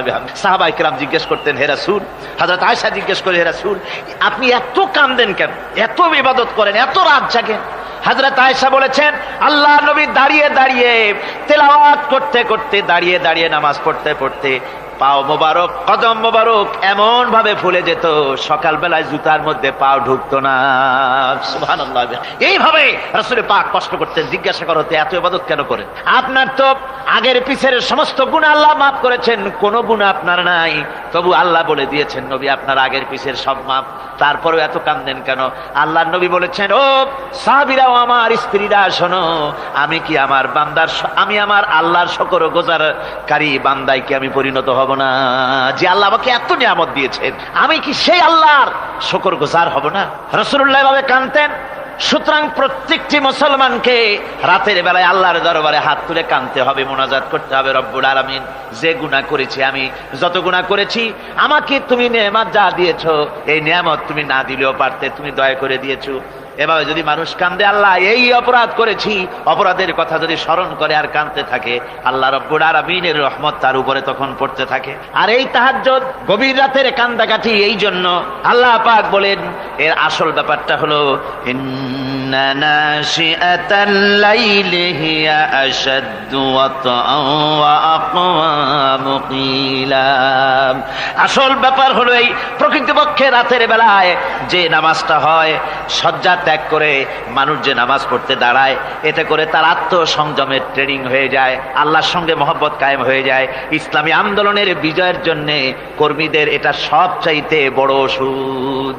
শুধু হরতালের প্রোগ্রাম দিয়া, শুধু মিছিলের প্রোগ্রাম দিয়া ইসলামী আন্দোলন বিজয় কোনো কালে হয় নাই, আর হবেও না। এজন্য আন্দোলন যারা করে তাদেরকে গভীর রাত্রে উঠতে হয়, নফল রোজা রাখতে হয়, আর গভীর রাত্রে তেলাওয়াত করতে হয়, কানতে হয় আল্লাহর কাছে, তা না হলে আন্দোলনের বিজয় হওয়া সম্ভব নয়। আমার বন্ধুগণ, আমরা জেনেছি ইতিহাসে আছে লাল সালু একটা বই পড়ানো হয়, কলেজে পড়ানো হয়, আপনারা নাম শোনেন নাই? এই বইটা আমাকে একজন প্রফেসর এই চট্টগ্রামের আমাকে দেখতে দিলেন, আমি দেখলাম তার মধ্যে তিনি ইসলামের ব্যাপারে এত বিদ্বেষ ছড়িয়েছেন। এক জায়গায় তিনি লিখতে গিয়ে লিখেছেন, আমি পড়লাম, নিজে পড়েছি, যে দেশে যত টুপি দেখা যায় জমিনে এত শস্য হয় না। এদেশে এই মোষ দাড়ি গোপ ওঠার আগেই কোরআন শরীফ হেফজ করা সারা, অথচ জমিনে শস্য নাই। জমিনের শস্য আর কোরআন শরীফ পড়ার সাথে তুলনা করে উপহাস করেছে রীতিমতো। একটা দুশ্চরিত্র খলনায়ককে দিয়ে সেখানে কোরআন হাদিসকে বিকৃত করার অপচেষ্টা চালানো হয়েছে। এরকম একটা নিকৃষ্ট বইকে তারা স্কুলে এবং কলেজে সেখানে পড়াশোনার ব্যবস্থা করে দিয়েছে। আর ইসলামের ব্যাপারে যদি কেউ গাইল দিতে পারে, তাহলে সে বইটাকে খুব সুনাম সুখ্যাতি করে বাজারে ছড়াবার চেষ্টা করা হয়, ঠিক কিনা কর? যে কবি, ওই আগেই বলেছি, যে কবি ইসলামের গাইল দিতে পারবে সে সবচাইতে বড় কবি। যে সাহিত্যিক ইসলামকে খোসা দিয়া, কোরআনকে খোসা দিয়া কথা লিখতে পারবে, সে হলো শ্রেষ্ঠ সাহিত্যিক, ঠিক কিনা কর? আর এই খ্রিস্টান জগৎ, ইহুদি জগৎ, তারা ইসলামকে আর মুসলমানদেরকে গালাগালি করার জন্য সব সময় মুসলমান নামের কুলাঙ্গারদেরকে বেছে নেয়। যেমন নবুয়াতের উপরে হামলা চালাতে হবে, সেজন্য এই পৃথিবীর নিকৃষ্ট কাফের গোলাম মোহাম্মদ কাদিয়ানির মতো একটা নিকৃষ্ট কাফেরকে তারা বেছে নিয়েছে, জোরে কর নাউজুবিল্লাহ। তার নাম একটা মুসলমানই না। আবার আমাদের দেশে আল্লাহকে, রসুলকে গালি দিতে হবে, দাউদ হায়দারের মতো একটা জাহান্নামের কীটকে তারা বেছে নিয়েছে মুসলমান নামে। আবার রসুলকে গালি দিতে হবে, হযরত আয়েশা সিদ্দিকা রাদিয়াল্লাহু তাআলা আনহাকে গালি দিতে হবে, সেজন্য মুসলমান নামের কলঙ্ক সালমান রুশদি নামক এক শয়তানকে এই ইহুদিরা বেছে নিয়েছে, ঠিক কিনা কর? কিন্তু এখন সালমান রুশদি যাবা কোথায়? এখন সালমান রুশদির উপরে যিনি হুকুম হজ জারি করেছিলেন ইমাম খোমেনি বেঁচে নাই, কিন্তু তার হুকুম এখনো বেঁচে আছে। উনি অর্ডার করেছেন, যেখানে পাও সেখানে হত্যা করো, ফাকতুলু সালমান রুশদি হাইসু ওয়াজাদতুম, ওরে যেখানে পাও সেখানে হত্যা করো। এখন ওর দশা হয়েছে এই, চেহারা সার্জারি করে টরিয়া, তারপরে এখন লা ইয়ামুতু ফিহা ওয়ালা ইয়াহইয়া, সে বাঁচিয়াও নাই মরিয়াও নাই, এমন অবস্থা আছে। আমার ভাইরা, আমার মুসলমান মদও যদি খায়, জেনাও যদি করে, রসুলকে যখন কেউ গালি দেয় তখন মনে করে আমি একটা অপরাধ করেছি, ঠিক, আমি মদ খাইছি, অন্যায় করেছি, আমি নামাজ পড়ি না, অন্যায় করেছি, কিন্তু আমার রসুলকে গালি দিয়েছে, ওরে যদি পাই ওর কাঁচা কলিজা চাবায় খাবো, ঠিক কিনা কর? সুতরাং আজকে এইভাবে করে আমার দেশের শিক্ষা ব্যবস্থাকে নষ্ট করা হয়েছে এই ধরনের বই পড়িয়ে। এবং এক শ্রেণীর শিক্ষক আছেন যারা কলেজ ইউনিভার্সিটিতে অপ্রাসঙ্গিক ভাবে ইসলামকে গালাগালি করে, আল্লাহকে গালি দেয়, ইসলামকে গালি দেয়, মুসলমানদেরকে গালি দেয়। বরদাস্ত করতে পারি না। বলি, বন্ধুরা, ইসলাম যদি ভালোই না লাগে তাহলে নামটা মুসলমানি নাম রাখছেন কেন? ঘোষণাটা দিয়ে দেন, আমরাও জানাজা না পড়াবার হাত থেকে বেঁচে যাই, ঠিক কিনা? সুতরাং এরা ওই জায়গায় বসে আছে আমাদের সন্তানদের মস্তিষ্ককে বিকৃত করার জন্য। আল্লাহ রাব্বুল আলামিন বলেন এভাবে করে, ওয়াল্লাযীনা লা ইয়াদউনা মা'আল্লাহি ইলাহান আখারা ওয়া লা ইয়াকতুলুনান নাফসাল্লাতী হারামাল্লাহু ইল্লা বিল হক, তারা হত্যা থেকে বিরত থাকে, মানুষকে হত্যা করে না। ওয়া মান ওয়ালা ইয়াজনুন, আর তারা ব্যভিচার করে না, জিনা ব্যভিচার করে না। জিনা ব্যভিচার সম্পর্কে কোরআন শরীফ বলছে, ওয়ালা তাকরাবুজ জিনা ইন্নাহু কানা ফাহিশাতান ওয়া সাআ সাবিলা। জিনা করা তো দূরের কথা, আল্লাহ পাক বলছেন জিনার নিকটবর্তী হয় না। জিনার নিকটবর্তী মানুষ হয় কিভাবে? জিনার নিকটবর্তী হওয়ার জন্য কতগুলি উপকরণ এবং উপাদান আছে। তা হচ্ছে অশ্লীল নৃত্য গীত, তা হচ্ছে যৌন আবেদনমূলক পত্র পত্রিকা, তা হচ্ছে অশ্লীল ছায়াছবি, তা হচ্ছে নারী সৌন্দর্যের প্রদর্শনী। এই সব জিনিসগুলি মানুষকে জেনার দিকে আকৃষ্ট করে। এসব কি আমাদের সমাজে চালু আছে? আমাদের সমাজে আছে? তো জেনার উপকরণ কি কি বললাম? জেনার উপকরণ হচ্ছে সহশিক্ষা, জেনার উপকরণ হচ্ছে নারীর সৌন্দর্য প্রদর্শনী, জেনার উপকরণ হচ্ছে অশ্লীল পত্র পত্রিকা এবং অশ্লীল ছায়াছবি। এগুলি মানুষকে জেনার দিকে আকৃষ্ট করে, উদ্বুদ্ধ করে। এসব আমাদের সমাজে চালু আছে। ব্যাঙ্গের ছাতার মতো ভিডিও ক্লাব চালু হয়েছে শহরের কোনায় কোনায়, রাস্তার মোড়ে মোড়ে। আর এ দিয়ে ছবি এনে মানুষ দেখতে থাকে আর চরিত্র নষ্ট হতে থাকে। এরপরে রয়েছে সহশিক্ষার ব্যবস্থা, রয়েছে নারীদের বেপরদিগি সৌন্দর্যের প্রদর্শনী, আর রয়েছে যৌনাবেদনমূলক পত্র পত্রিকা। আর পত্র পত্রিকার কাজই হচ্ছে এখন যৌন সুশ্রুতি দেওয়া আর ইসলামকে গালি দেওয়া। বর্তমান সরকারের আমলে 1991 সনের জানুয়ারি থেকে শুরু করে, যখন সরকারের স্থিতিশীলতা ছিল না, জানুয়ারি ফেব্রুয়ারি মাস থেকে নিয়ে আজ পর্যন্ত বর্তমান সরকার প্রায় 138টি সাপ্তাহিক, পাক্ষিক, মাসিক, দৈনিক পত্রিকার ডিক্লারেশন দিয়েছেন। এতগুলি পত্রিকা, আর সমস্ত পত্রিকায় ওনারা ঘোষণা করেছেন যে আমরা সাংবাদিকতার সর্বোচ্চ স্বাধীনতা দিয়েছি। আর এই সর্বোচ্চ স্বাধীনতার সুযোগ নিয়ে প্রত্যেকটি পত্রিকা, অলমোস্ট প্রায় প্রত্যেকটি পত্রিকা ইসলামকে গালি দিচ্ছে। আর কিছু পত্রিকা সমাজে চালু হয়েছে, বাংলাদেশে চালু হয়েছে ভারতের রয়ের টাকায়। ভারতের রয়ের টাকা দিয়ে যে পত্রিকা, দৈনিক এবং সাপ্তাহিক পত্রিকা চালু হয়েছে, তার ভিতরে রয়েছে দৈনিক ভোর এবং আজকের কাগজ, সাপ্তাহিক পূর্বাভাস। ভারতের রয়ের টাকা দিয়া পরিচালিত এই কাগজগুলি গোটা বাংলাদেশের জাতি সত্তাকে দ্বিধা বিভক্ত করার জন্য সর্বাত্মক প্রচেষ্টা তারা চালাচ্ছে। এরা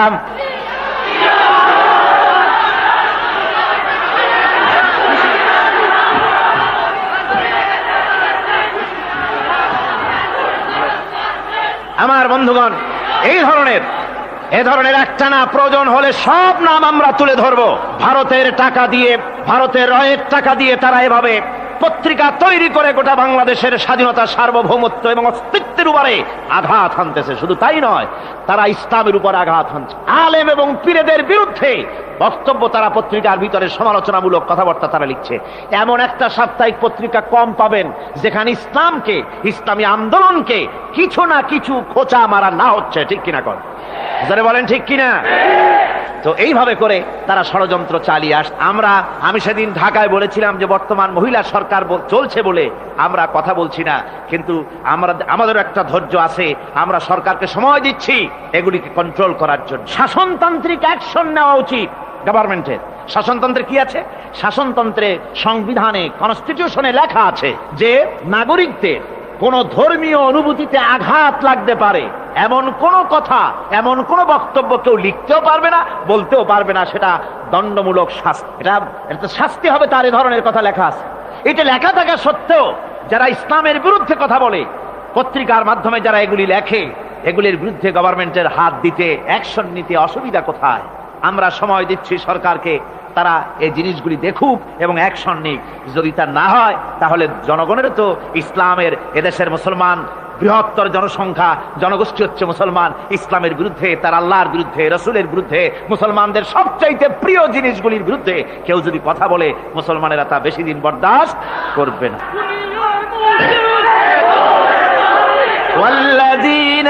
আল্লাহ পাকের বলে বলেন, ইউদাআফ লাহুল আযাবু ইয়াওমাল কিয়ামাতি ওয়া ইয়াখলুদু ফীহি মুহানা।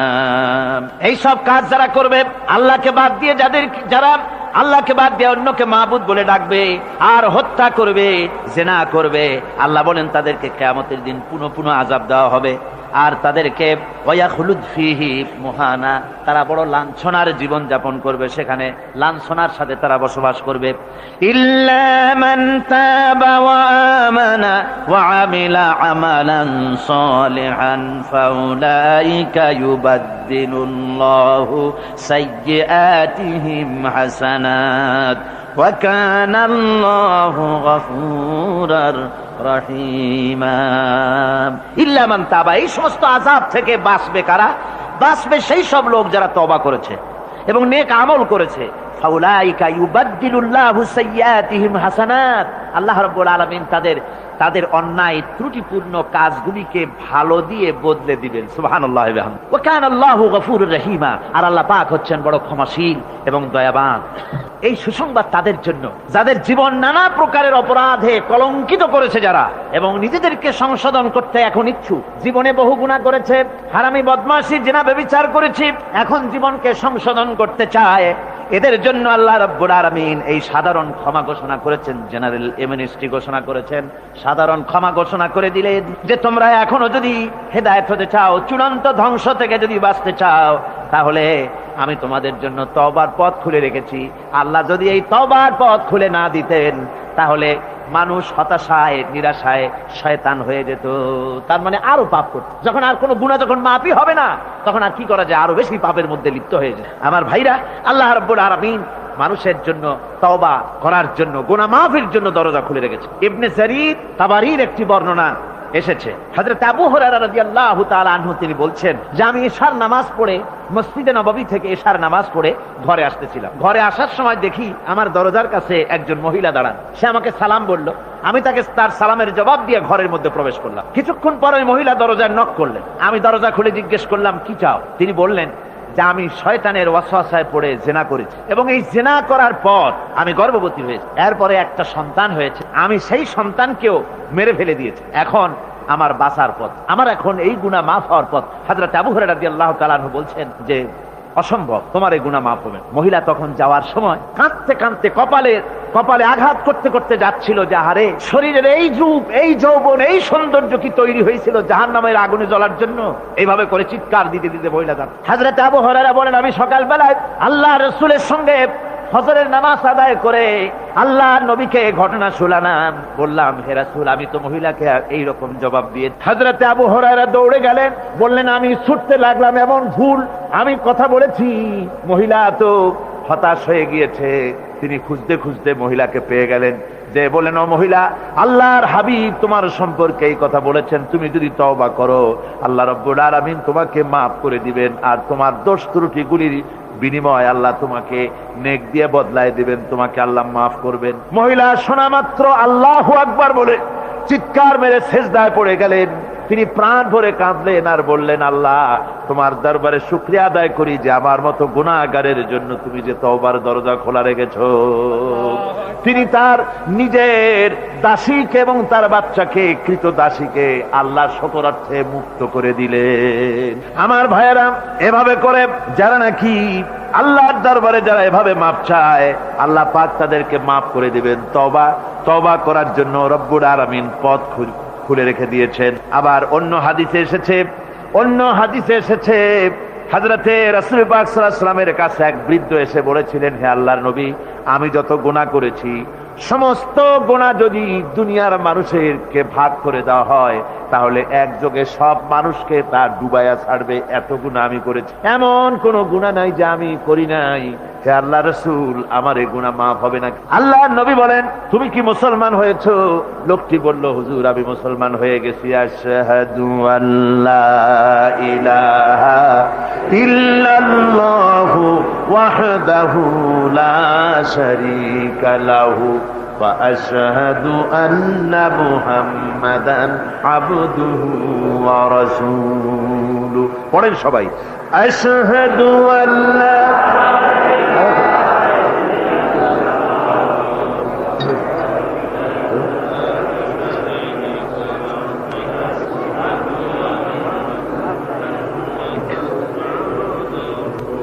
ওই লোকটি যখন কলেমা পড়লেন, বললেন, আমি মুসলমান হয়েছি।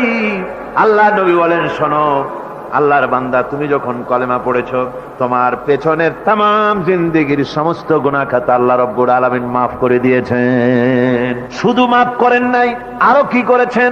ওয়ায়ুবাদদিলুল্লাহু সাইয়্যাতিহিম হাসানাত। দোষ ত্রুটি তোমার যা আছে, যে ব্যক্তি তওবা করে আল্লাহর পথে চলে, নেক আমল করে, পেছনের জীবনের দোষ ত্রুটি যা করেছেন সবগুলির বদলে আল্লাহ রব্বুল আলামিন নেকি লিখে দিবেন। জোরে বলেন সুবহানাল্লাহ। তার মানে হচ্ছে, জীবনে যত অপরাধ করেছিল, তওবা করে যখন ভালো কাজ করবে, আর পেছনের কথাগুলি যখন মনে করবে গভীর রাত্রে, আল্লাহ আমি এই ধরনের পাপ করেছিলাম, চুরি করেছি, ডাকাতি করেছি, জেনা করেছি, মদ খেয়েছি, মিথ্যা কথা বলেছি, এই সব কথা বলে যত অনুশোচনা করবে আর অনুতপ্ত হবে, চোখ দিয়া যত পানি পড়বে, নতুন নতুন করে তার আমল নামে আল্লাহ নেকি লিখতে থাকবেন। জোরে বলেন সুবহানাল্লাহ। রব্বুল আলামিন তার বান্দাকে এত ভালোবাসেন।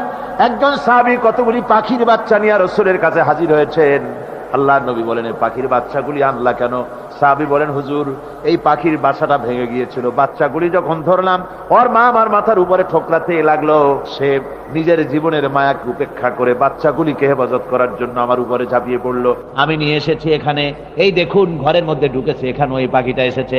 আমি রাসূলকে দেখাতে এলাম প্রাণী জগতে মায়ের সন্তানের প্রতি কত মায়া, সেটা দেখাতে এলাম। আল্লাহর নবী বলেন, ও সাহাবী, প্রাণী জগতে সন্তানের প্রতি মায়ের কতটুকু মহব্বত তুমি তাই আমাকে দেখাতে এসেছো। শোনো, এই প্রাণী জগতে সন্তানের প্রতি মায়ের যত মহব্বত, তার চাইতে লক্ষ কোটি গুণে বেশি মহব্বত বান্দার প্রতি আল্লাহ রব্বুল আলামিনের। মহব্বতকে, করুণাকে, রহমতকে, ভালোবাসাকে 100 ভাগ করা হয়েছে। 100 ভাগ করে 99 ভাগ আল্লাহ নিজের কাছে রেখেছেন, আর একটা ভাগ তামাম পৃথিবীর প্রাণী জগতে আল্লাহ ছড়াই দিয়েছেন। একটা ভাগ দিয়েছেন সারা দুনিয়ায় প্রাণী জগতে। সেই একটা ভাগে এই শত সহস্র কোটি প্রাণীর মধ্যে যেটুকুন আমরা পাইছি, এতটুকুন মহব্বতে সন্তানের জন্য কলিজায়, সন্তানের কোনো অকল্যাণ হলে কলিজায় পানি থাকে না, সন্তানের কোনো অসুবিধা হলে বা মা বাপের কষ্ট হলে বা কারো কোনো কষ্ট হলে আমরা এই ধরনের আমাদের অবস্থা সৃষ্টি হয়ে যায়। এক ভাগ তামাম পৃথিবীর সমস্ত প্রাণী জগতে ছড়ায় দেওয়ার পর আমাদের অবস্থা যদি এই হয়, তাহলে 99 ভাগ রহমত যার কাছে, বান্দার প্রতি তার মহব্বত কতখানি। আমার বন্ধুগণ, রাসূল পাক সাল্লাল্লাহু আলাইহি ওয়াসাল্লাম বলেছেন, ও সাহাবীরা, একজন লোক উটের পৃষ্ঠে যাচ্ছিল কোথাও, উটের পৃষ্ঠে তার খাবার আছে, পানিও আছে, যেতে যেতে মরুদ্যানের মধ্যে সে বিশ্রাম করলো। ঘুমের থেকে জেগে দেখে উট নাই, খাবার নাই, পানিও নাই। বড় লোকটা কেমন পেরেশান হয়। সাহাবীরা বলেন, হুজুর উট হচ্ছে মরুভূমির জাহাজ, উট হারায় গেছে, টাকা পয়সা যা ছিল, খাদ্য খাবার ছিল, সব চলে গেছে, এর থেকে পেরেশানি তো আর কিছুই হয় না। হুজুর বলেন, লোকটা খানিকক্ষণ চিন্তা ভাবনা করতে করতে কিছুক্ষণ পর দেখলো উট ফিরে এসেছে, সমস্ত টাকা তার ওই খাদ্য আর পানিও নিয়ে হাজির হয়ে গেছে। বলো কেমন খুশি হয়? হুজুর, হযরত সাহাবীরা বলেন, হুজুর এর থেকে খুশি আর কি হতে পারে, লোকটার দিল তো ভরে যাবে। আল্লাহর নবী বলেন, ও সাহাবীরা, কোন বান্দা যদি আল্লাহর থেকে নাফরমান হয়ে যায়, নামাজ ছেড়ে দেয়, জিনা ব্যভিচার বদমাশি নাফরমানিতে যদি যখন লিপ্ত হয়ে যায়, উঠারা ব্যক্তি উট পাওয়ার জন্য যেমন পেরেশানি বোধ করে, আল্লাহ রাব্বুল আলামিন তার ওই নাফরমান বান্দার জন্য, আল্লাহ রাব্বুল আলামিন ফিরে আসার জন্য আল্লাহ রাব্বুল আলামিন চান। বান্দা যখন, নাফরমান বান্দা নিজের গুনাহ বুঝতে পেরে যখন সেজদায় পড়ে গিয়া কান্দে, রব্বুল আলামিন আমার গুনাহ মাফ করে দাও, এইভাবে যখন কাঁদতে থাকে, রব্বুল আলামিন, আল্লাহর হাবিব বলেন, উঠারা ব্যক্তি উঠ পেলে পড়ে, ওই ব্যক্তি যত খুশি হন। কোন নাফরমান বান্দা যখন সেজদায় পড়ে যায়, আল্লাহ রাব্বুল আলামিন এর চাইতে লক্ষ কোটি গুণে বেশি খুশি হয়ে যান। আল্লাহ পাক হচ্ছেন রহমান রহিম, গাফুরুর রহিম। পৃথিবীতে এমন কে আছে আপনি আমাকে বলেন? এমন কে আছে অপরাধ করবে না আর সে বলবে আয় তোরে মাফ করে দেই? বলেন এরকম আছে নাকি? কেউ বলেন আছে? এমনকি বাপ মা ছেলে অন্যায় করেছে, বাপ মার দিল চায় ছেলেটা যদি মাপ চাইতো, বড্ড ভালো হতো, ওর সাথে প্রাণ ভরে কথা বলতাম, বুকের সাথে জড়িয়ে নিতাম। কিন্তু মুখ খুলে বলে না যে অপরাধ করেছিস, মাপ চাইয়া যা, এরকম বলে। মাও বলে না, বাপেও বলে না। কিন্তু একমাত্র মহান সত্য রব্বুল আলামিন, বান্দা যখন গুনাহ করে আল্লাহ ডাকে, বান্দারে গুনাহ করেছিস ফিরে আয়, আমি তোরে মাফ করে দেব।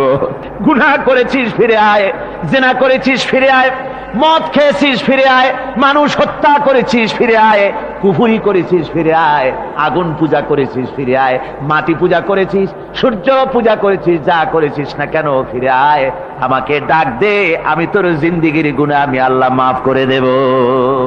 এই জন্য আল্লাহ রাব্বুল আলামিনকে যখন কোন বান্দা একবার ডাকে, দিল থেকে, কলিজা থেকে একটা ডাক যদি দেয়, আল্লাহ 1000 ডাকের তুলনায় একটা ডাক আল্লাহ, কলিজা থেকে ডাক। এই ডাকটা কোথা থেকে? কলিজা থেকে। দিল সে जुबात निकलती है, असर रखती है, पर नहीं मगर ताकते परवास रखती है। অন্তর থেকে যে কথা বেরোয় তা প্রভাব বিস্তার করে। কলিজা থেকে যদি কেউ ডাক দেয় আল্লাহ, কলিজার একটা ডাক আলাদা না? বলেন আলাদা কিনা? কলিজা থেকে ডাক, বলেন না সবাই আল্লাহ। কলিজা থেকে একটা ডাক যদি কেউ ভাবে আল্লাহকে ডাক দেয়, আল্লাহ আল্লাহ রাব্বুল আলামিন, বান্দা যখন একবার ডাক দেয় আল্লাহ তখন 70 বার লাব্বাইক বলেন, 70 বার সাড়া দিয়া বলে, বান্দা কি চাও, আমি তোর কাছে হাজির। কি চাস বল, আমার আমি মাফ করে দেব। সুতরাং আল্লাহ রাব্বুল আলামিন বলছেন, আমার কাছে ক্ষমা চাও, মাফ চাও, আমার কাছে মাফ চাও, যত মাফ চাইবে আমি মাফ করে দেব। পৃথিবীতে এমন কেউ নাই যার কাছে বেশি চাইলে তিনি খুশি হবেন। আল্লাহ রাব্বুল আলামিন এমন এক সত্তা যার কাছে যত বেশি চাওয়া যাবে তিনি তত বেশি খুশি হবেন। হর হামেশা দেনে কো वो तैयार है जो न मांगे उससे वो बेजार है। যত বেশি চাওয়া যায় আল্লাহর কাছে আল্লাহ তত খুশি হন, আর যে ব্যক্তি চায় না আল্লাহর কাছে আল্লাহ তার উপরে বেজার হয়ে যান। ওয়ামান তাবা ওয়া আমিলা সালিহান ফাইন্নাহু ইয়াতুবু ইলাল্লাহি মাতাবা। আর যারা তওবা করে, নেক আমল করে, তার আল্লাহর দিকে ফিরে আসে, যেমনটি তার আশা উচিত তেমন ভাবে সে আল্লাহর কাছে ফিরে আসে, তার মানে হলো তওবা মাফ, তওবা কবুল করার জন্য, গুনাহ মাফ করার জন্য পৃথিবীতে কেউ নাই। আছে কেউ? গুনাহ কি কেউ মাফ করতে পারে? দুনিয়ায় কেউ পারে? আকাশে কেউ পারে? আল্লাহ ছাড়া কেউ গুনাহ মাফ করতে পারে? যদি মানুষ তওবা করে, রব্বুল আলামিন বলেন সে এমন ভাবে তওবা করে আল্লাহর কাছে ফিরে এসেছে যেখানেই তার আসা উচিত, এই জায়গা ছাড়া আর তার কোনো যাওয়ার জায়গা নাই। সুতরাং সে জায়গা মতো এসেছে, অনুতপ্ত এবং অনুশোচনা করেছে। আল্লাহ পাক এ ধরনের অনুতপ্তকারী, অনুশোচনাকারীকে রব্বুল আলামিন ক্ষমা করে দিয়ে থাকেন। ওয়াল্লাযীনা লা ইয়াশহাদুনা আয-যুর ওয়া ইযা মাররু বিল-লাগবি মাররু কিরামা। আর যারা মিথ্যার সাক্ষ্য হয় না, রহমানের বান্দা তারা যারা মিথ্যার সাক্ষ্য হয় না, এটা হচ্ছে ষষ্ঠ বৈশিষ্ট্য।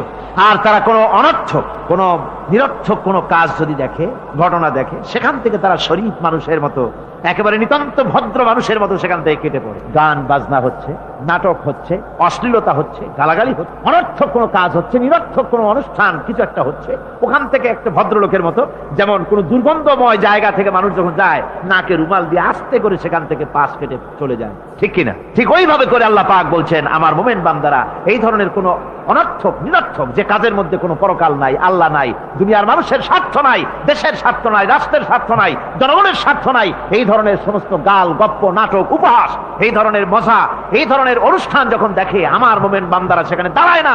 ময়লার কাছ থেকে নাকে রুমাল দিয়ে মানুষ যেমন চলে যায়, এই লোকটিও তখন অত্যন্ত ভদ্রের মতো আস্তে করে পাশ কেটে বেরিয়ে যায়। ওয়াল্লাযীনা ইযা যুক্কিরু বিআয়াতি রাব্বিহিম লাম ইয়াখিরু আলাইহা সাম্মান ওয়া উময়ানা।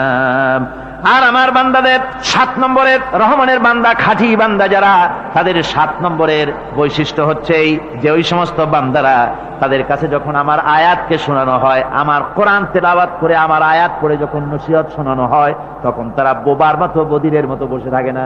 কথা বুঝতে পেরেছেন? রহমানের খাঁটি বান্দা যারা, তাদের কাছে কোরআনের কথা ওয়াজ করে যখন শোনানো হয়, আল্লাহর কালাম যখন শোনানো হয়, আয়াত পড়ে পড়ে যখন নসিহত শোনানো হয়, লাম ইয়াখিরু আলাইহা সুম্মান ওয়া উময়ানা, তখন ওই ব্যক্তি অন্ধ এবং বধিরের মতো চুপ করে বসে থাকে না, বরং আমল করা শুরু করে দেয়। জোরে বলেন সুবহানাল্লাহ।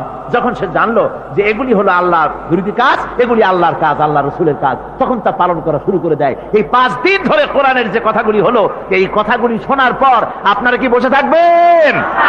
বসে থাকবেন? যারা বসে থাকবে এইগুলি শোনার পরে আল্লাহ তাদেরকে বলেছেন এরা হলো অন্ধ, এরা হলো বধির, এরা হলো বোবা। আমরা আল্লাহর এই যে কথা, আমরা কি অন্ধ আর বধির আর বোবা হবো নাকি? আমরা হব না। আমরা অন্ধ নয়, বধির নয়, বোবা নই, বরং আল্লাহ যা বলেছেন, যা শুনলাম সামি'না ওয়া আতা'না, এই 5 দিন ধরে যা শুনলাম আল্লাহর কথা, কার কথা শুনলাম? আর সমস্ত কথা আমরা আমল করবো। জোরে কনা আমিন। আল্লাহ যেন কবুল